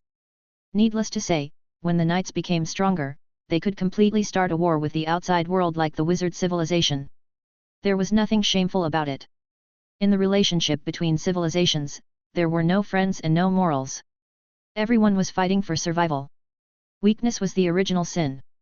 After the meeting ended, 100 Flowers messaged Levi privately. "By the way, how is Anya?" asked 100 Flowers. Levi replied, "Very good." He had planted a spy in the Deep Blue organization who was responsible for reporting Anya's current situation to him. Anya's spiritual force had already reached perfection in the 4th circle realm, and he was only short of advancing to the 5th circle realm. Levi had already asked the spy to prepare the leveling potion. When the time was right, he could sell it to Anya. "Thank you for your trouble." Hearing that Anya was fine, 100 Flowers heaved a sigh of relief. After all, Anya was her good sister's child, and 100 Flowers had watched Anya grow up. "From the looks of it, you've improved quite a bit after advancing to the 5th circle realm," 100 Flowers smiled and commented. "It's all right. I was lucky enough to advance successfully. My luck is not bad, so I gained something," replied Levi. 100 Flowers nodded and said, "You don't have to be humble. In fact, I'm not surprised by your current progress. A genius who can open up a new path for the knights, the difficulties and obstacles before the primordial soul realm is really nothing." Levi felt ashamed. This was all thanks to the panel. He was just a porter for the panel. "By the way, let me tell you some good news. Sorit's spiritual force has reached 900, reaching the threshold of perfection for the 5th circle realm," 100 Flowers said casually. "This guy is really lucky," Levi sighed. Originally, Sorit and Elsie were at about the same level. Later, because Sorit was wanted, his progress was delayed for a long time, so he was left behind by Elsie. Now that Sorit had reached the 7th level, he had directly surpassed Elsie. Of course, for wizards, a perfected 5th circle was just the beginning of the preparation for the primordial soul. The following work was the highlight. 100 Flowers' cultivation must have improved as well. However, with Levi's realm, he could not see anything. They ended the chat. Levi continued to refine the oddity. Through the mind flares, Levi knew that there was a level 6 expert in the south, the Deer Head Sage. Its main body was actually a truth oddity. This subverted Levi's understanding. Levi suddenly remembered those sculpted aliens who had turned into golden leaves after they died. The patterns and runes on the golden leaves were similar to truth oddities, but they were different. Levi couldn't help but think about this Deer Head Sage. Truth oddities were dead objects that could be put into storage rings, but why did they have spirituality? They could escape or even attack. Did this mean that a truth oddity was also a form of life that exceeded common sense? And those foreign races couldn't have been transformed by a truth oddity, right? This sounded fantastical, but it was not impossible. It was said that when the wizards found the truth oddities in the foreign races' spaceships, they were mounted in oil painting frames. Could it really be a collection? Levi did not think so. According to the clues provided by the Holy Grail, Levi guessed that these foreign races might have collected these treasures to offer to the Golden Ancient Tree. The Golden Ancient Tree relied on its ability to create mysterious things. Through some method, the truth oddities turned from a dead object into a real living being. Truth oddities were created by the heavens and earth. If one were to embark on the path of cultivation, they would be even more extraordinary. Of course, these were just Levi's brainstorming based on the current information. The actual situation might be completely different. Placing the mind flayers in the demon race is really a canny move. This guy has quietly taken a high position. I might be able to take off in the turbulent years to come. As for now, I'll just obediently refine the oddity. Levi wouldn't go anywhere until he finished refining the gravestone and the dead wood. Otherwise, it would be a huge loss if it exploded. A month later, the gravestone was finally refined. Just like opening a blind box, Levi finally understood the function of this oddity. It was almost as he had expected. The gravestone of the deceased was related to death. It did not increase Levi's maximum spiritual force. However, it did increase Levi's spiritual force by 28 points, saving him 3 to 4 years of hard work. This caused Levi's spiritual force to reach 782 points.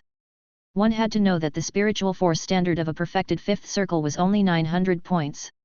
Levi, on the other hand, had only advanced to the fifth circle realm 20 years ago. However, Levi's upper limit was as high as 1,100 points, so although it seemed fast, there was still a long way to go. The second function of the gravestone of the deceased was amazing. Levi called it the Graveyard of Death. Levi took out the Book of Death. Then, he chanted an incantation. A group of undead and swordsman Jerry appeared. These undead creatures lined up in front of Levi. Levi waved his hand, and the shadow of a gravestone appeared above his head. Then, after the elemental power in the world gathered into the phantom of the gravestone, it continuously surged and turned into a thick negative energy. Death energy was an important energy for the undead creatures and the school of Death's wizards. This meant that wherever the phantom of the gravestone of the deceased was, it could become a human realm purgatory. Thinking of this, Levi arrived at Small Stone Pond. He went to the dead soul date tree. It's just right to place the gravestone of the deceased here. Levi did what he said, he placed the gravestone there. In the next moment, the dense elemental power passed through the gravestone of the deceased and transformed into a gloomy death aura. The next day, with the dead soul date tree as the center, an area with a diameter of 1 kilometer became a human realm ghost country. Death energy grew, and negative energy filled the air. This was the current area of the Graveyard of Death that the gravestone of the deceased could convert. From now on, you will cultivate here, Levi said to the undead. The undead were like fish in water, wailing and howling filled the place. The death aura, the undead, and the dead soul date tree form a perfect hell-like ecological cycle. This way, there would be a paradise for the undead in the ancient Banyan fairyland. In the future, I can even form a school of death wizard organization here. With the continuous addition of new functions, the ancient Banyan fairyland became more and more like a complete world. Jerry, look after the dead soul date tree. No one is allowed to steal the dates on it, said Levi. All right, said Jerry as he nodded. The gravestone of the deceased could also add a fourth circle school of death talent. However, Levi's slots were already full, so this talent did not take effect. As for the ability to increase the power of spells related to the death sect, there was no need to say much. Levi felt that with the addition of different types of truth oddities in the same school, then the power of his spells might undergo a huge qualitative change one day after each quantitative change. Of course, this required a lot of truth oddities to put this into practice. Chapter 1375, The Void Entity, 1. Upon refining the tombstone, a new ghostly shadow of it appeared within Levi's 7-colored crystal. Without realizing it, I've now gathered 9 oddities. The dark ancient tower truly lives up to its reputation. Opportunities are everywhere. Levi turned his gaze towards the withered wood oddity. This oddity must be a morning star level oddity, he mused. I've heard that some oddities can't be refined if one's realm isn't high enough. I hope this one isn't like that. The oddities were all unique. Some bright moon level oddities could be refined with ease, while some morning star level oddities required a wizard with a primordial soul to succeed. Levi focused his God consciousness fully, immersing himself entirely in the task of refining this oddity. The ether meditation art was all-encompassing, allowing him to refine the withered wood oddity regardless of its nature or faction, without any barriers. 3 days later, Levi looked at the withered wood and let out a sigh of relief. Not bad. Even though the refining process was incredibly slow, it was still possible. That's good. The slower the refining, the higher the quality of the oddity. It seems likely this is indeed a morning star level oddity. The Abyss Canyon was like a grim scar on the earth. Levi practiced in seclusion on the desolate plains. In the practice of cultivation, time was irrelevant. In the blink of an eye, 3 years had passed.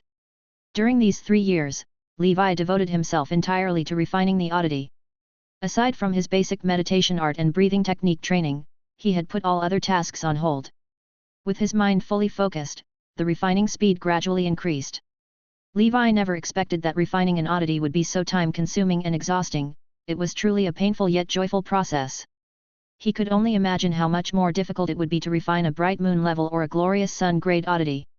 Nonetheless, the refining of the oddity was finally nearing completion. In the year 1217 of the Holy Brilliance calendar, during the month of Germinal, the 52nd year of the Dark Ancient Tower, in the Sea of Stars, at the marketplace, Mia's fifth circle cultivation had long since stabilized, and her pharmacy's business had been thriving. Once she built a good reputation, no one cared anymore whether her shop was licensed or not. After all, as long as no one died and customers could achieve breakthroughs, that was all that mattered.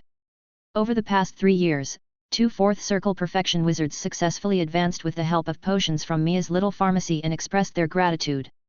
Those who didn't succeed mostly understood that it had nothing to do with the quality of the potions but was simply due to their own shortcomings. Even if they felt any resentment, they didn't dare take it out on Mia or cause trouble at her shop. After all, she was a fifth circle wizard.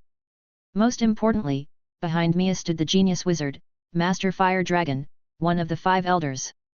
Currently, in the Sea of Stars, he was unrivaled in the art of weapon making.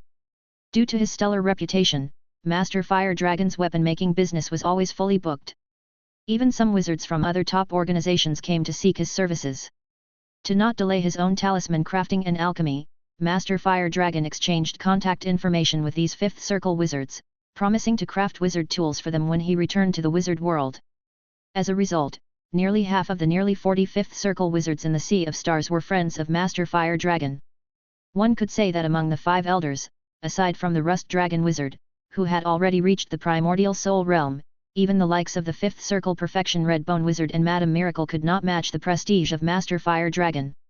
Of course, the illustrious Master Fire Dragon still maintained his demeanor of a refined gentleman, modest and courteous as ever. Never arrogant, never boastful. Fire Dragon Island. Inside the weapon refinement chamber, 3 alchemical creatures of different forms, each radiating intense heat, were soaring through the air. One was designed as a classic fire phoenix. Another resembled a fiery red golden beetle. The third was a deer with a horn on its forehead, as if ablaze with twin flames. A fire phoenix, a fire golden turtle, and a fire forest deer. The fire god's trio of companions was now fully refined. Assemble! Holy Infant chanted an incantation and gave the command. Flames surged towards the sky. Within the blaze, the phoenix sang loudly, the golden beetle flapped its wings, and the deer bellowed. In the end, a monstrous creature emerged with the head of a phoenix, the armor of a golden beetle, and the lower body of a deer. Its wings were like 2 metal plates, adorned with beautiful and mysterious patterns. This design isn't as elegant as the Wind God model, but it's functional, and that's what matters, Holy Infant said. Holy Infant planned to find a time to present the Fire God model to his true self. With this addition, the 8 heavenly dragon prison array would be even more impenetrable with the Wind God and Fire God models guarding it. After years of weapon making and alchemy in the Sea of Stars, Holy Infant's skills in weapon refinement had advanced significantly, giving him hope to achieve 5th circle perfection before his cultivation reached its peak. As for his talisman crafting skills, he was diligently working towards level 5 proficiency. In Holy Infant's view, talisman crafting was currently the only skill that might allow him, with his 5th circle cultivation, to pose even a small challenge to a primordial soul. All he needed was a few hundred level 5 divine talismans. Throwing them in overwhelming numbers might even give a primordial soul a hard time. If a few hundred weren't enough, then a few thousand might do the trick. Enough ants can bring down an elephant. Of course, this was merely theoretical. In reality, level 5 divine talismans were not easy to come by. First, the success rate of crafting them was low. Second, they took a long time to make and were extremely costly. Lord, are you ready? Senior Rust Dragon's primordial soul ceremony is about to begin, Mia's voice called from outside. Yes, I'm ready. Holy Infant, carrying a gift, joined Mia, and together they flew toward Gondif Island. Mia, her mind wandering, couldn't help but smile to herself as she admired Holy Infant's increasingly mature and steady demeanor. Gondif Island. The grand stage for the ceremony was already set up. Rust Dragon Wizard stroked his beard, smiling cheerfully as he watched the guests come and go. Advancing to the primordial soul realm and holding a ceremony was a well-established tradition in the wizard world.